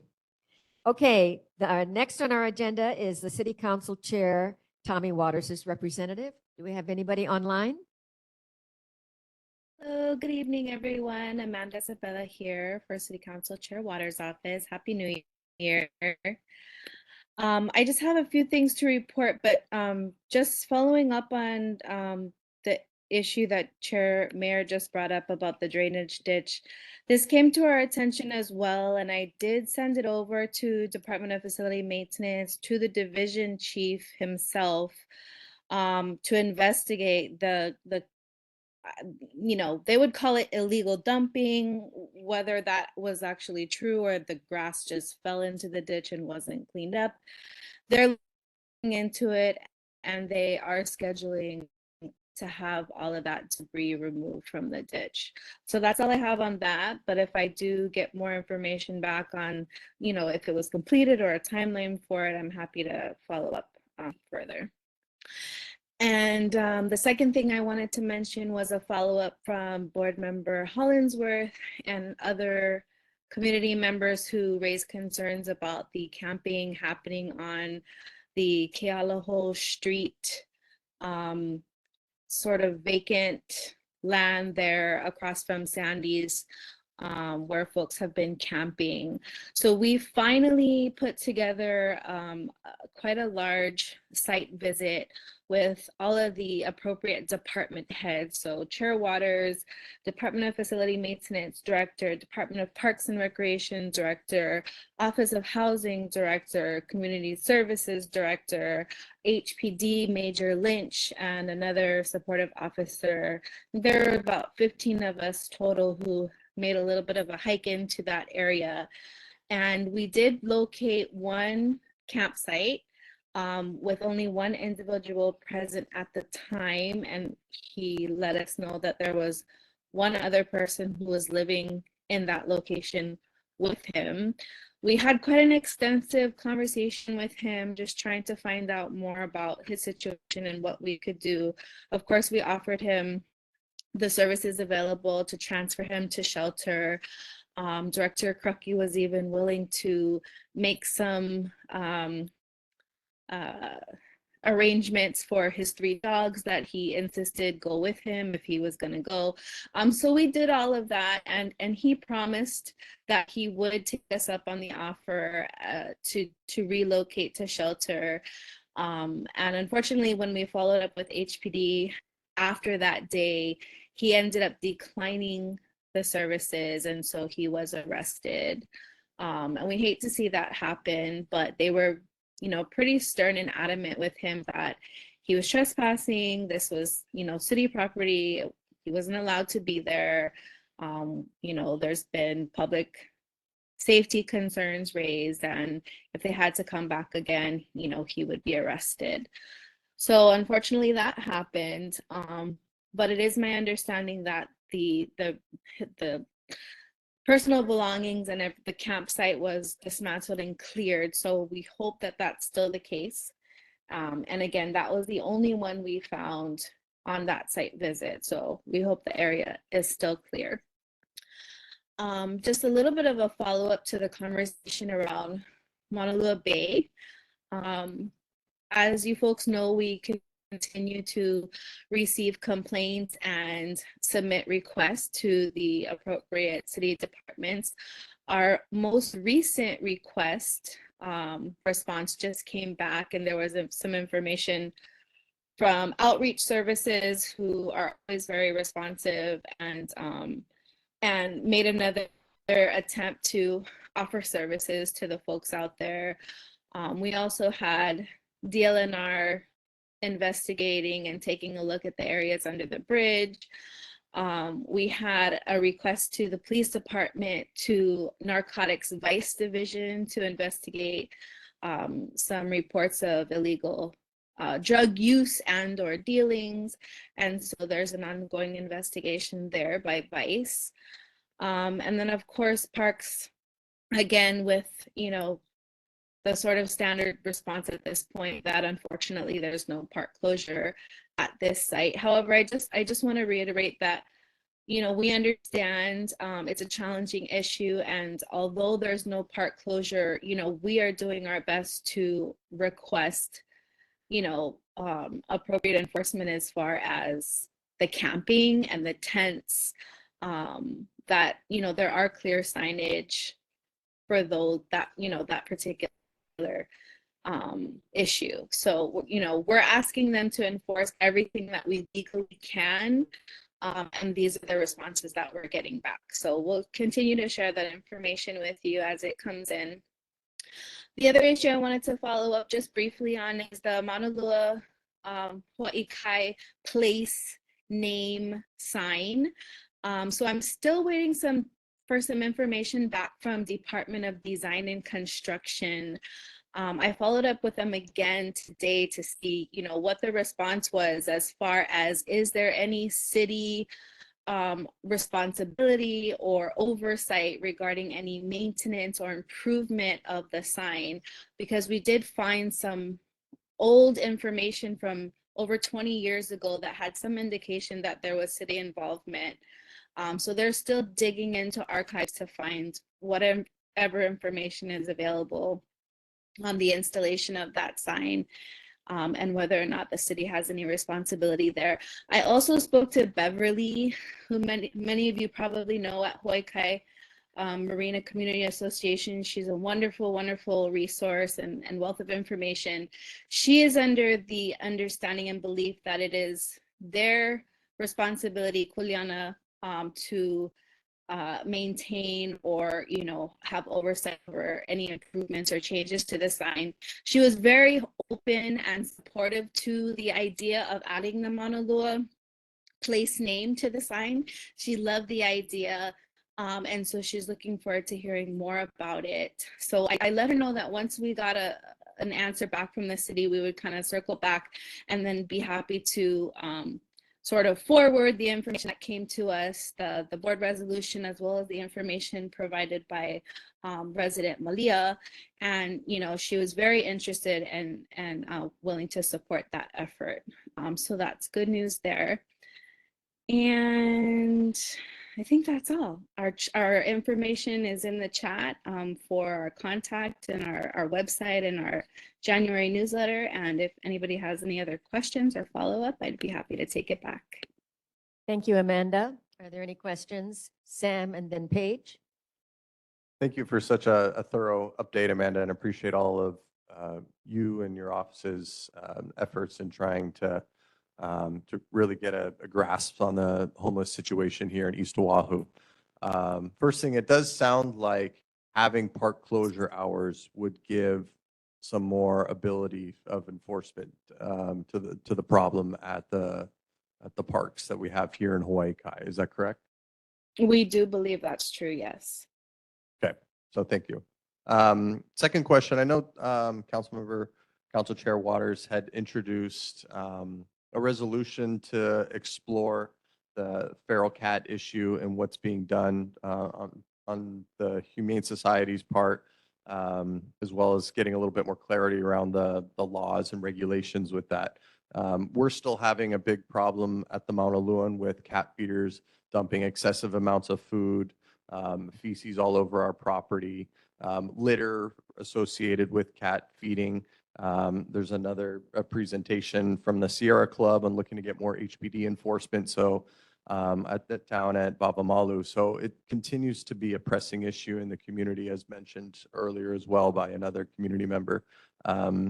What's the status with that resolution that Council Chair introduced? And is there anything this year that we can expect to try and get some help on this? Thanks for the follow-up on that. Yes, this is still on our radar. We just I believe it was either just this past month or maybe in November, we had an informational briefing at the city council for some information from the Humane Society. They're really focused on the neuter and release program. They continue to believe that that's the best solution that we have in front of us. But we are still looking for other, possible solutions. We've had some presentations provided by Popoki Cat Sanctuary, which is a proposed cat sanctuary. They're looking for some additional resources. They have a great plan, but they may need some help when it comes to rezoning a particular parcel that they may want to use. And they may need some additional funding, but we're looking at that as one possible part of the solution. We also spoke last week with Stephanie Kendrick at Hawaiian Humane Society about a potential MOU with the city Department of Transportation Services over at the Park and Ride in Hawaii Kai. Stephanie mentioned to us that they had success with prior MOUs in other areas where there was caretaking of the feral cat population. Amanda, in I'm going to those have to move you locations. along. You're going to have to, if you Sure. could be a little brief. So we're still working on it, Sam. I'm sorry, I don't have any other answers for you, but we are still working on it. And thank you for all that. I mean, of course, these people are just asking for more money to be thrown at them. We just need help with the feeding practices. There's no regulation on how much food people can dump. There's no ability for anybody to clean up the food, as I've experienced with HPD, trying to get cleanliness returned to our community. And we'll hear more of what's happening at Sandy's Beach, but people should not be able to dump unlimited amounts of food wherever they like. And so if that area of this particular issue can be given a little bit more focus, I think it would go a long way towards reducing a lot of the tension that people have. Thank you so much. Thank you. So Amanda, we were told by a community member tonight that the reason, and I'm going to paraphrase here, that there are homeless people at Joe Lucella Park is because this board won't support a park closure. Is that correct? I don't think that that's Councilman- what he said, and that's certainly not what we said. But it has been said that there are no park closure hours because the board hasn't supported it. And it has been said that enforcement continues to be a challenge because there are no park closure hours at that park. So, I mean, that's what it comes down to. Okay, so Chair Waters is not telling people that it's because of this board. He is certainly not telling people that they're homeless in the park because of this board. No. Well, I was paraphrasing, but okay.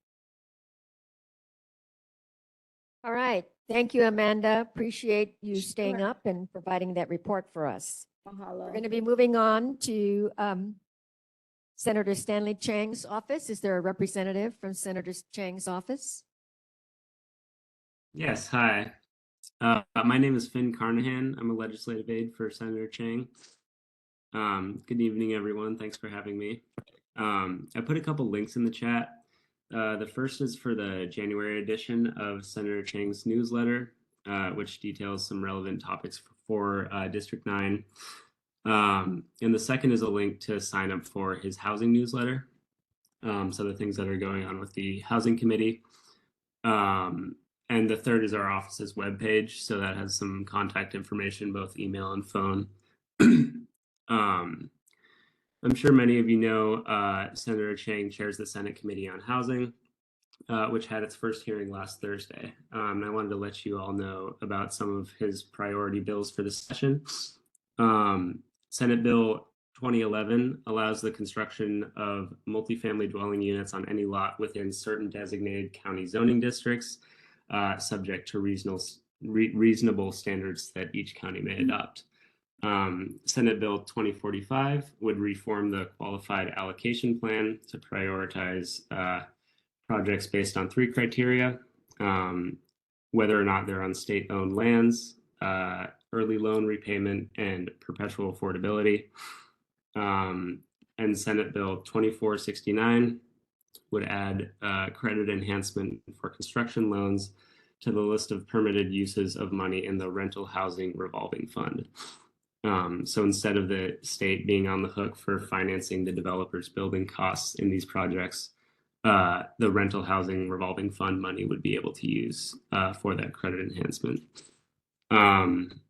And then lastly, we are in the thick of the rainy season, and the DCCA Insurance Division wanted to remind homeowners to review your flood insurance coverage.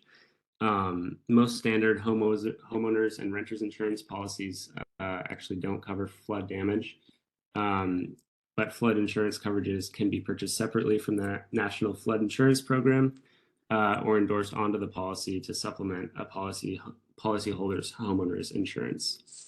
So anyone who's interested in the NFIP should keep in mind that there's a 30-day waiting period. And I have a couple links for that I can put in the chat as well. Thank you. Thank you, Finn. We have a question from Paige. Hi, Finn. Thank you so much for your report. I appreciate somebody actually talking to us from Senator's office.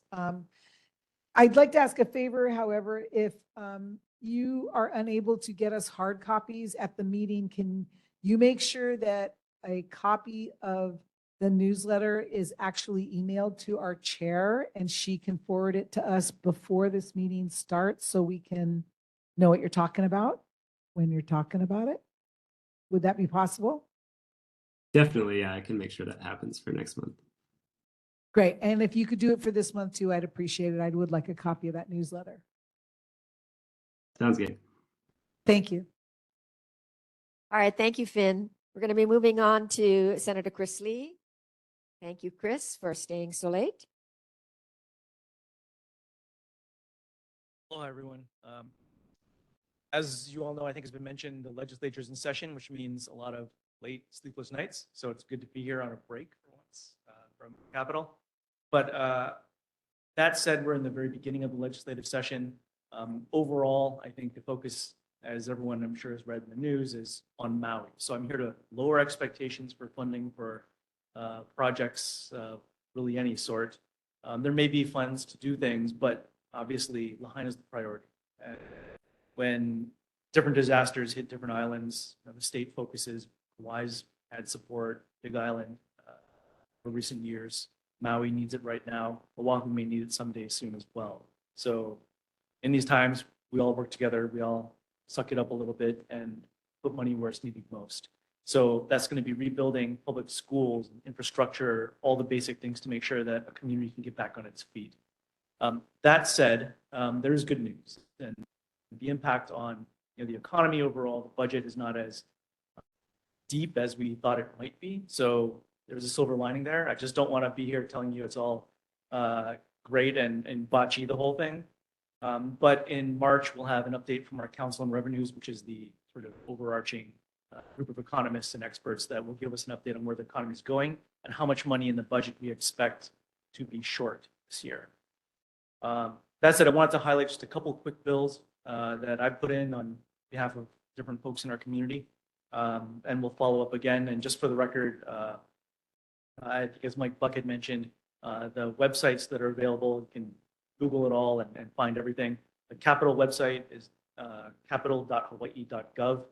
And you have a bunch of tools at your disposal there. If anyone needs anything else, feel free to just email me. And someone said, I'll put my email in the chat, but that's obviously not going to work here. So I think Chair has my email, and I'm happy to respond to anybody that needs anything. So at first, there was an issue maybe about a month ago where a deep sea mining vessel was coming into Hawaii's harbors, and a bunch of folks stepped up and said, don't do that, and it kind of went away. This is an issue that for the first time this year is real for us. I think I'd mentioned it last year because a lot of the Pacific basin around Hawaii and sort of the southeast is now open for deep sea mining exploration, which is a whole bunch of foreign companies basically coming in to mine heavy metals off the bottom of the ocean, which stirs everything up and obviously can have significant impacts on our ecosystem. So there's a lot of concern from the fishing community, from recreational users, from environmental community, and everybody.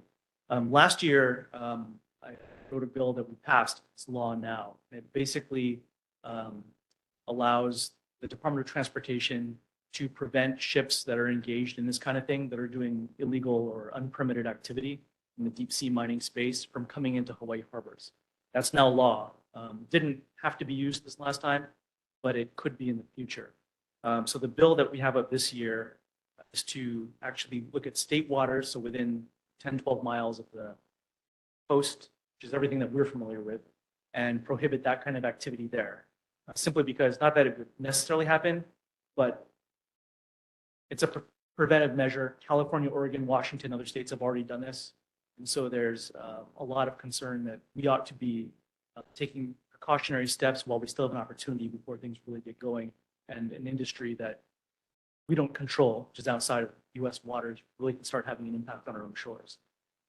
Secondly, there's a follow-up. There's a lot of bills on improving safety on our streets, crosswalks, sidewalks, especially for kids going to school, safer bike lanes, all that sort of thing.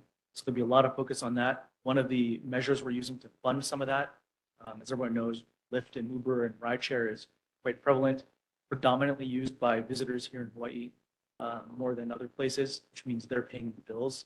So putting a fee on that to fund a lot of the improvements around our schools and local communities means we can do a lot more without having to put the burden on local residents. So there's opportunity there. Finally, I want to talk about one other bill which I'm working on the last couple of months.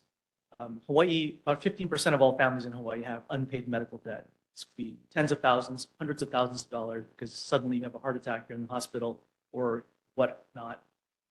Or you have a family member that is at end of life, and we all know how expensive that can be. That debt's not going away, and it's having a significant impact not only on affordability, cost of living, but also just a drain on everybody's credit reports that's associated, which means borrowing power goes down, your ability to just make ends meet becomes really, really narrow. So we're working with a nonprofit that goes to credit agencies and, collection agencies and buys up medical debt and cancels. You can do that for pennies on the dollar. Right now, there's about $500 million in unpaid medical debt that 15% of all the families in Hawaii hold.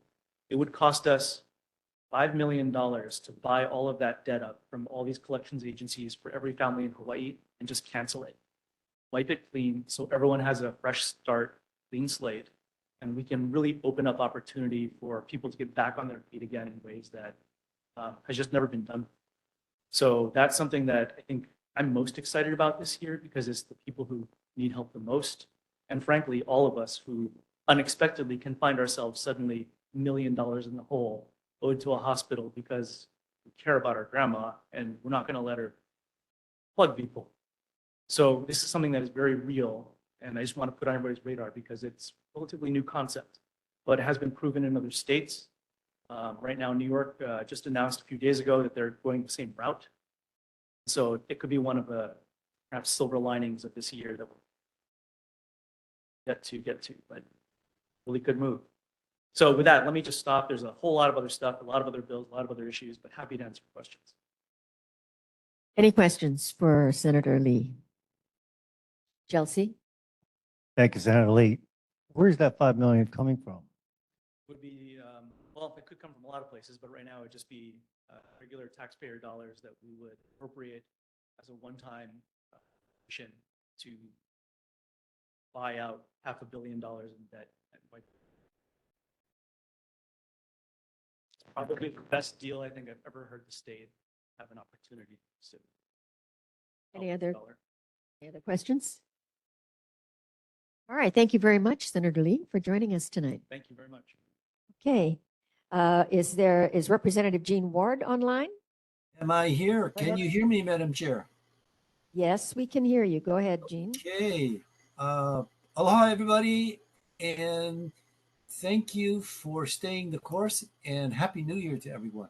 I've got my video on, but it doesn't seem to click on yet. It's coming on. First, I want to say it's always a pleasure to follow Senator Lee. You can tell when we're in session and it's a Tuesday night. We always wear our white shirts that we wear during the day, except he and I take off our ties. But I'm just coming from down the street, Madam Chair, in the beautiful valley of Hahaione. First, I want to commend and congratulate Stacy. Good job. And Jean Tierney, thank you for coming back into the fray. I know you did a good job on the board before, particularly regarding environmental issues. You were really up to speed on all that. And I'm sure that the chair's request to make that a at-large seat will come to pass. So look forward to working with you. Now, regarding some of the things that are going on at the legislature, obviously, you know, we've kicked off the train has left the station, so to speak. I would just add to what Chris Lee has said. It's a very Maui-centric. There's going to be a few $1 billion that we're going to be giving, not giving, but we're going to be allocating to rebuild, restore, and put Maui back on its feet, just like we did in 1992 when Hurricane Iniki came. We gave Kauai everything that it asked for, and I know the reference is, well, we're going to give and we're going to do for Maui what Maui wants to do. We are working through that process, but I have one slight disagreement. I'm not too optimistic about a robust economy. The words that came from the University of Hawaii Research Office is an anemic economy. If you're anemic, you know, you're not super healthy, but you're not sick. So we're going to make it through okay, but it's not going to be, I think, a robust and a big spending session that we can expect. Madam Chair, I hope all of the newsletters were distributed. Did it come through the city chair Yes. desk? 'Cause Yes. it did. Okay, good. Because on page 1, it basically says, hey, some of the things you guys should pay attention to in this 2024 session.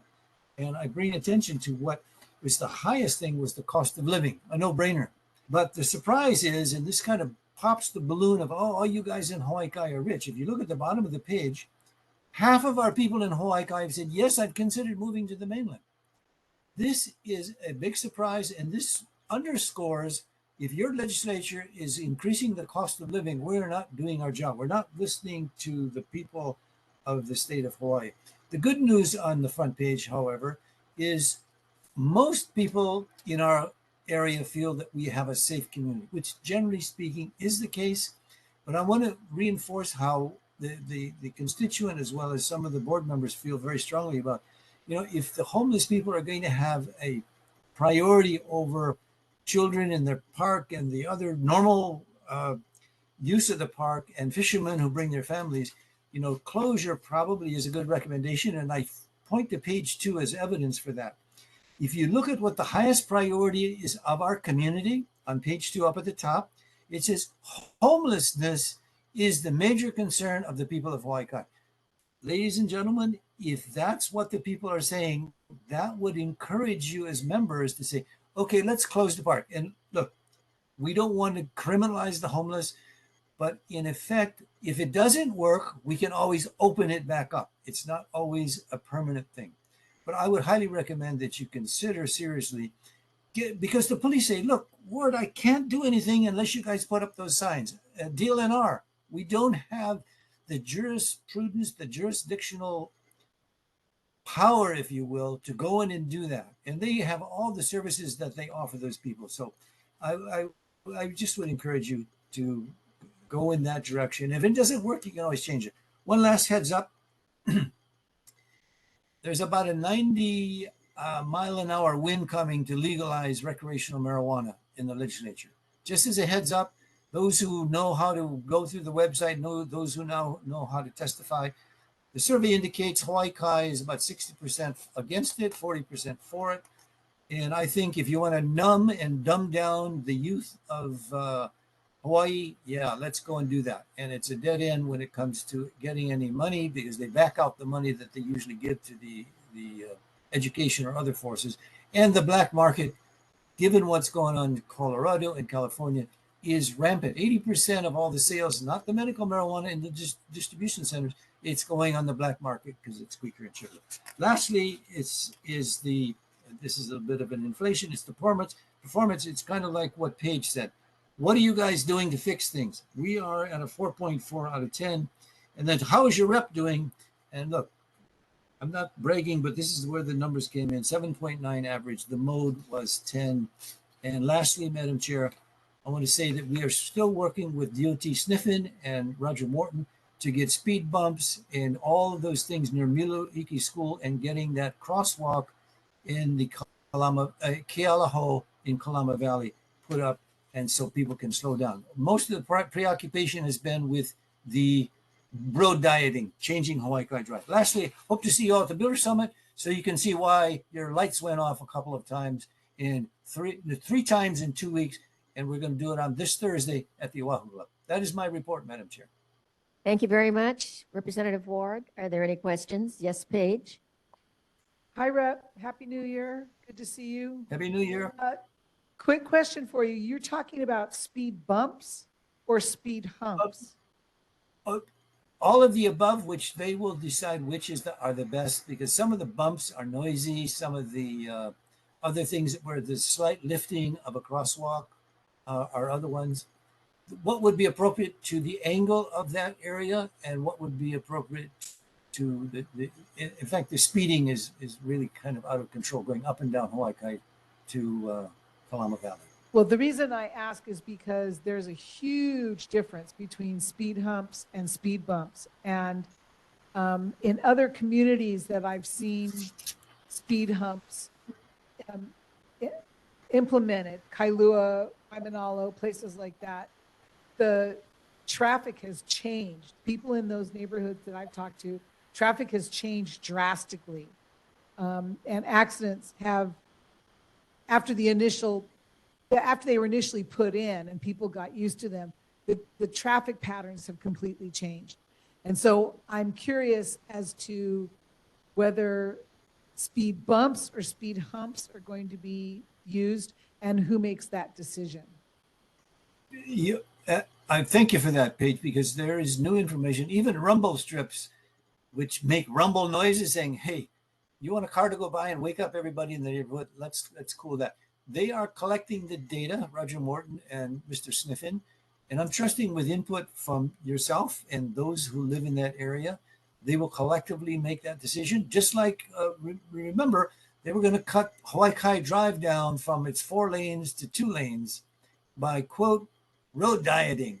You guys push back, our office pushed back, and they pushed that thing aside. So we've got to work on the rumble strips or the bumps or the humps in a very objective way that meets the standard. But right now, the kids feel threatened. The parents feel really out of Okay, I'm out of going to sync with have to the cut the cars that are conversation short. We're going to have to move Okay. on.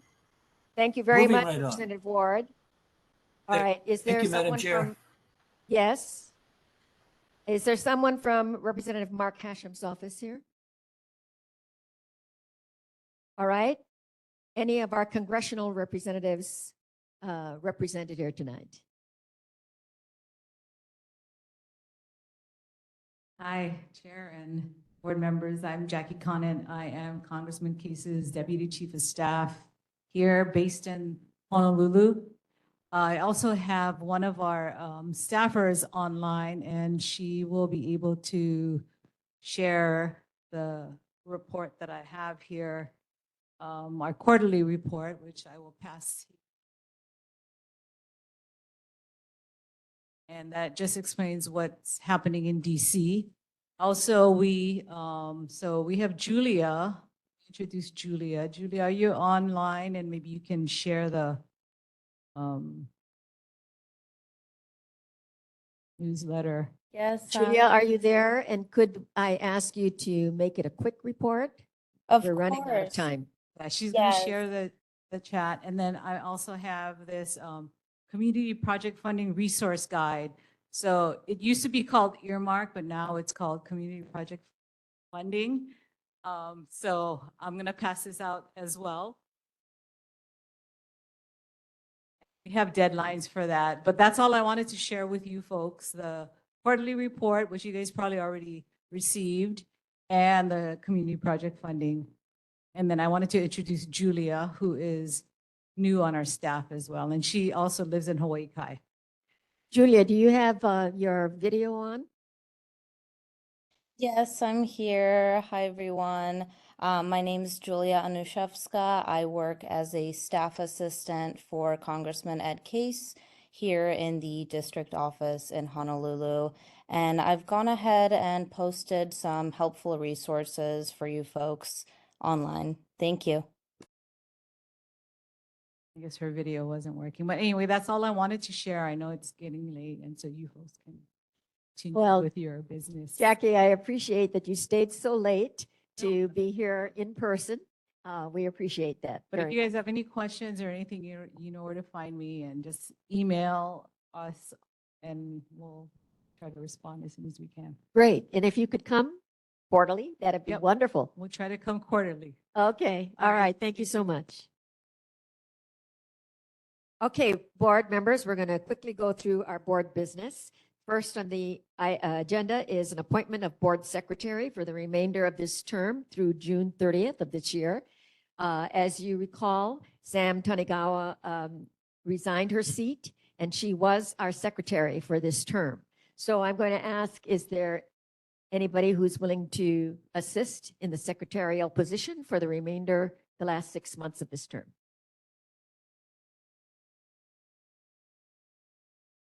All right. Holly is willing to volunteer, and I certainly appreciate that. And Holly and I will work on the minutes of this meeting and all of the monthly meetings going forward. Thank you so much, Holly. The second item is considering the Sierra Club's request for assistance for HPD enforcement of revised ordinances at Bavomalo Beach Park. We do have a question from Wayne Tanaka. Wayne, would you like to speak towards this issue? Yes, sorry, no question. I just, I'm just here in a personal capacity as someone who's lived in Mauna Loa for about 3 decades and who's actually studied the feral cat issue for about 10 years. So just happy to serve as a resource in case the board members have any questions about the issue. I can definitely confirm there are significant public health risks associated with cat colonies and cat maintenance, both for immunocompromised folks and unborn children and children with developmental disorders and so forth. So happy to answer any questions now or offline about the situation and provide whatever information you might like. Thank you. Okay, Reese, you're in the audience. Would you like to briefly speak to what the Sierra Club is requesting the board to take action on? Thank you very much, Reese Liggett, the Sierra Club. The Sierra Club became aware that there's cats have been introduced to the parks on the Kaiwi Coast, the city parks. That would be Sandy Beach, and it's a section called Vavamala Beach. The cats have been introduced, they've been left there, and the owners now come back and feed them and play with them. The blue sign at the park says that animals are prohibited and that feeding animals are prohibited. And those are recitation of Chapter 10 of the revised ordinances of Honolulu.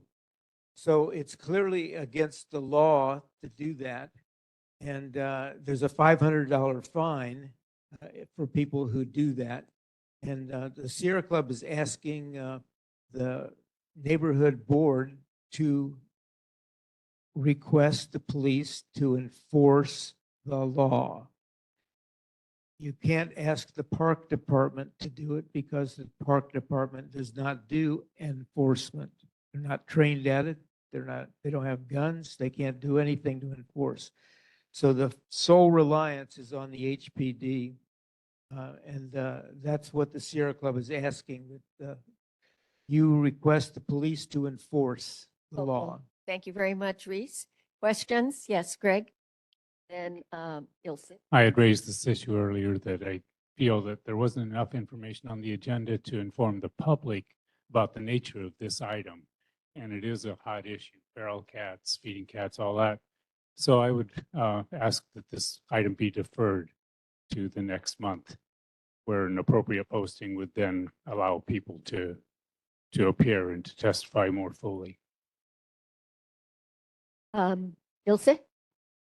There's 2 things. First, the Sierra Club specifically refers to people who release the cats and then come to visit those cats. So those cats are not really feral cats. They're owned and the owner comes to take care of it. The second thing is that I'm really all for enforcement, but I would also like to see removal of the cats, because just stopping feeding is not going to really be that helpful. But if there's active removal, if there's animals present in this beach park, I think you could make a bigger impression on the owners of those cats, because if cats go to the Humane Society, the owner can go back to the Humane Society and claim that cat and maybe find a different situation. But it also would be a deterrent, I think, for other people who like to just open the car door and throw out a few cats. So I would really propose that there would be some mechanism for removal. All right, Paige? Have you, I know you, Reese, have you spoken with HPD? Why are they not enforcing? Have they given you a reason? I have not spoken to HPD. Well, I guess that's my first question, is ask HPD why they're not enforcing the law when there is signage and it specifically states their ordinances to say you cannot have animals here. So the question is why are they not enforcing it? We can't tell them to enforce something if there's a reason why they're not, is what I'm trying to figure out why they wouldn't enforce the law. Well, they don't enforce any laws at the park that I can see. There are people drinking beer all day long at Sandy Beach Park. They carry them around like that, sit in their trucks and do it. There's people living out there 24/7 in Vavamalu Beach Park. Well, I guess then that's the question is when we have HPD here next month, is we say, why are you not enforcing the laws? Yeah. Right? I mean, that's my first question is why are you not enforcing laws that are specifically stated? Yeah, and what the Sierra Club is saying, the Oahu group of the Sierra Club asks the police to enforce the law. You can ask them why they're not, but ask them to enforce the law. And I spoke only about people who have brought their pet cats and left them and come back and feed them. There may be other feral cats feeding going on. I've identified 3 feeding sites. They're pictured there. I know people. Okay, hold on. We don't have all night to discuss this, Yes. so. And from what my understanding is the blue signs at the park list a whole bunch of prohibited activities. So this is not just about the feeding of feral cats, but any other questions of Reese at this time? Yes, sure. Come on up to the podium, please. But I'm going to be rushing this meeting along because we don't have too much time left.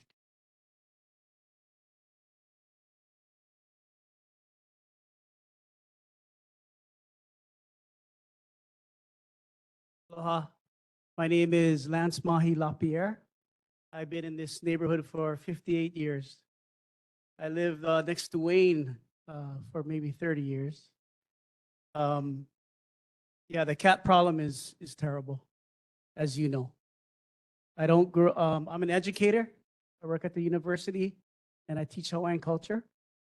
My background is in natural resource management and cultural resource management.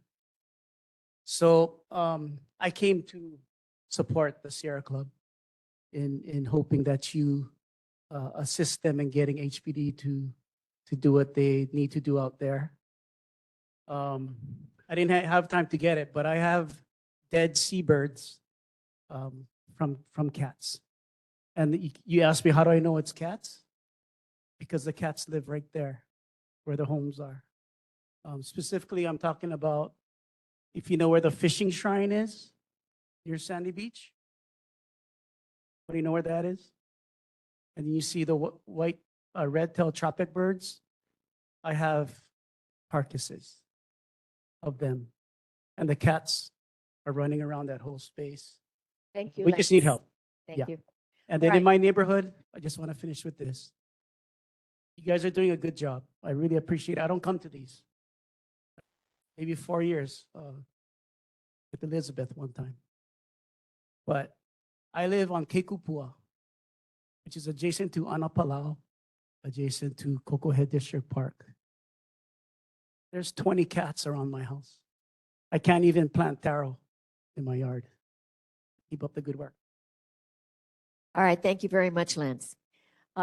So we can take action on this tonight? I'd like to make a motion that we All right. vote on this. And just to your point, Greg, we had a whole discussion last year. Wait I'm a second. speaking, Wait a I'm second. speaking. We had a whole discussion on this last year, and you decided to not take action on this issue because you got intimidated by a loud minority of people shouting. And so you chose not to take any action. We have so much evidence that this is a problem for the community, and we have somebody with Sierra Club and evidence and educators presenting on this. It's time that this board take meaningful All right, action. Sam. Okay, my issue is not about cats. It's about a violation of the Sunshine Law and the inadequate posting on our agenda because the public does not know that this is an issue about cats. So I'm saying defer it until a later meeting so that people can be better informed. Okay, hold Okay. on. I do object to this as a violation of the Sunshine Law. And I think it should be put. All right, okay, hold on. The reason it is on the agenda and the way it is presented is because I do not see this as an issue about cats. The request is for the board to support the request that the HPD enforce the stated laws of the park. This lists alcoholic beverages, animals, camping, tents, vehicles on grass, golfing, littering, open fires, feeding of animals, shopping carts. And there may be an issue with one particular item on this sign, but it seems that we are looking for HPD enforcement of the ROH, the regular ordinances already enacted by Hawaii. So if there are members of the board that feel that you need more time to discuss this, we can bring it back. There's not a deadline that we have to take action on this tonight. We can bring it back. But if you are ready to take action on it tonight, we can also take a vote this evening. So, Can I ask a question? yes, Chelsea, you may ask what- a question. What are we voting on? The motion from Sam, and it needs a second before we proceed. The motion from Sam is that we support the request from the Sierra Club for HPD enforcement of the revised ordinances of Hawaii for Vavamalo Beach. And to communicate Is there a that to second? HPD? I will second. Seconded by Holly.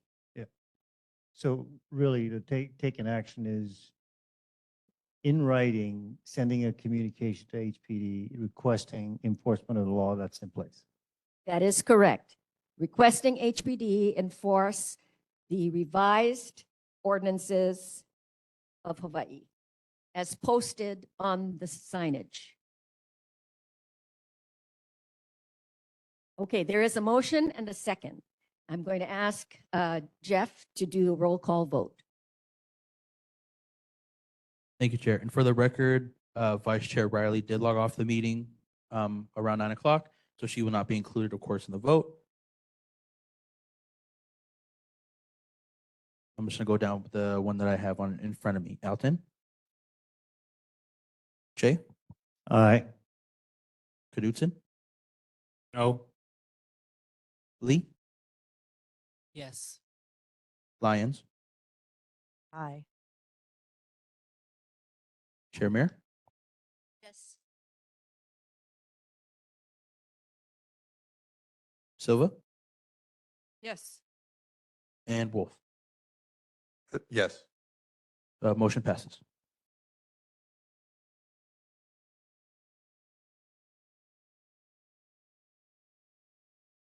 Oh, Stacy, I'm so sorry. yes. The vote passes with the vote of 8-1. Paige? I would also like to suggest that this issue go back on the agenda for next month so we can revisit it with the cat issue specifically under discussion.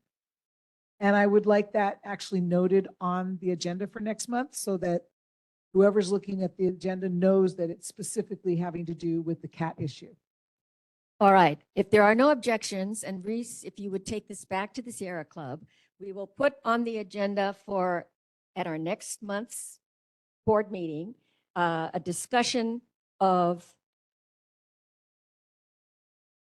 the conditions at Vavamalo Beach Park, and the, in particular, in reference to the feral cat population. And so if Sierra Club could be present to speak to that, it would be. Okay, the feeding of animals, I'm sorry, the feeding of animals. All right, thank you. Okay, we're going to be moving ahead. The motorbike trail at Cocoa Head District Park was addressed earlier. Ilse, do you want to say anything more at this point? It will be coming back next month in a report, follow-up report from the mayor's representative. So I'm not going to add it as a specific item under the agenda. Okay. The next item is consider installing speed bumps on Kealoha Street before and after Kalama Valley Community Park and crosswalks at the intersection of Kealoha, Mokuhanu, and Kahului Streets. Would you like to make a motion? Greg? Yes, and it would just be to request the city to consider. We don't have to discuss or work out the details ourselves, but a community member who is online, Jackie, has brought this to the board's attention. I said I would present it here. She waited. We deferred it last month. We only have a couple of minutes. So I'm just saying that, can we notify the city to put this on their list to consider all that's required to determine how best to address this issue? Speed humps, speed bumps, raised crosswalks, whatever it may be, as it is. Yes, Paige? I just think that that needs to be pretty definitive in this discussion as whether they're going to be bumps or humps, because they're very different. And That is for the city to decide. right, right. But I think that that needs to be under discussion. So I think that needs to be spelled out. What I envision would be the raised humps, not like a raised crosswalk. Oh, okay. I do have a motion that we send a letter to the city asking them to consider installing speed bumps, and I could put / humps at this particular site. Just putting speed mediation, Speed mediation. some kind of speed mediation. Is there a second to the motion to send a letter to the city asking them to consider installation of speed mitigation at this site? Second? Okay. All those in favor? Aye. Aye. Is there anyone opposed? Okay, we have 2 members in opposition, Lyons and Lee. So the motion does not pass. I'll put it on the agenda and bring it back if you feel you need more time to consider it. Okay, all right, more discussion. I'll bring it back. Covered the Cocoa Head shooting range during the mayor's representative's report, and we've asked for an update on Cocoa Crater Stables from her. There's no update on the Evie Coast Scenic Byway, nothing on Camilo Nue Valley Agriculture, and I'm going to be taking off next month's agenda, the early morning hikers. The Solar Gate lock has been installed. I have not heard any repercussion on how that's working. So if anybody would like to say anything, I'd be happy to hear it, but I'm going to take it off next month's agenda because it has been addressed. Approval of the regular meeting minutes. Does anybody have any problem with the minutes as distributed for October 24 and November 28?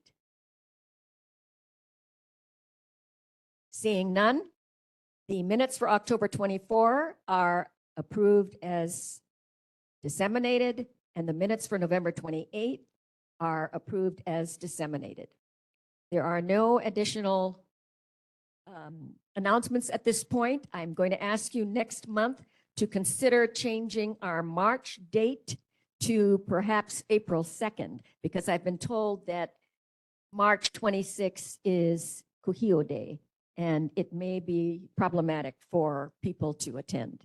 So please consider that. It will be coming up for a vote at our February meeting. Other than that, the next regular meeting of the Hawaii Kai Neighborhood Board is Tuesday, February 27 at 7 p.m. at Hahaioni Elementary School Cafeteria and on WebEx. And the Hawaii Kai Neighborhood Board regular meetings are cablecast on Channel 49 on the second Monday of the following month at 9 p.m. and repeating on that month's third Friday at 7 a.m. Videos can also be seen online at the Olelo.net and at honolulu.gov neighborhood boards. I want to thank everybody for your attention and attendance tonight. Happy New Year, and we'll see you next month. Meeting is adjourned.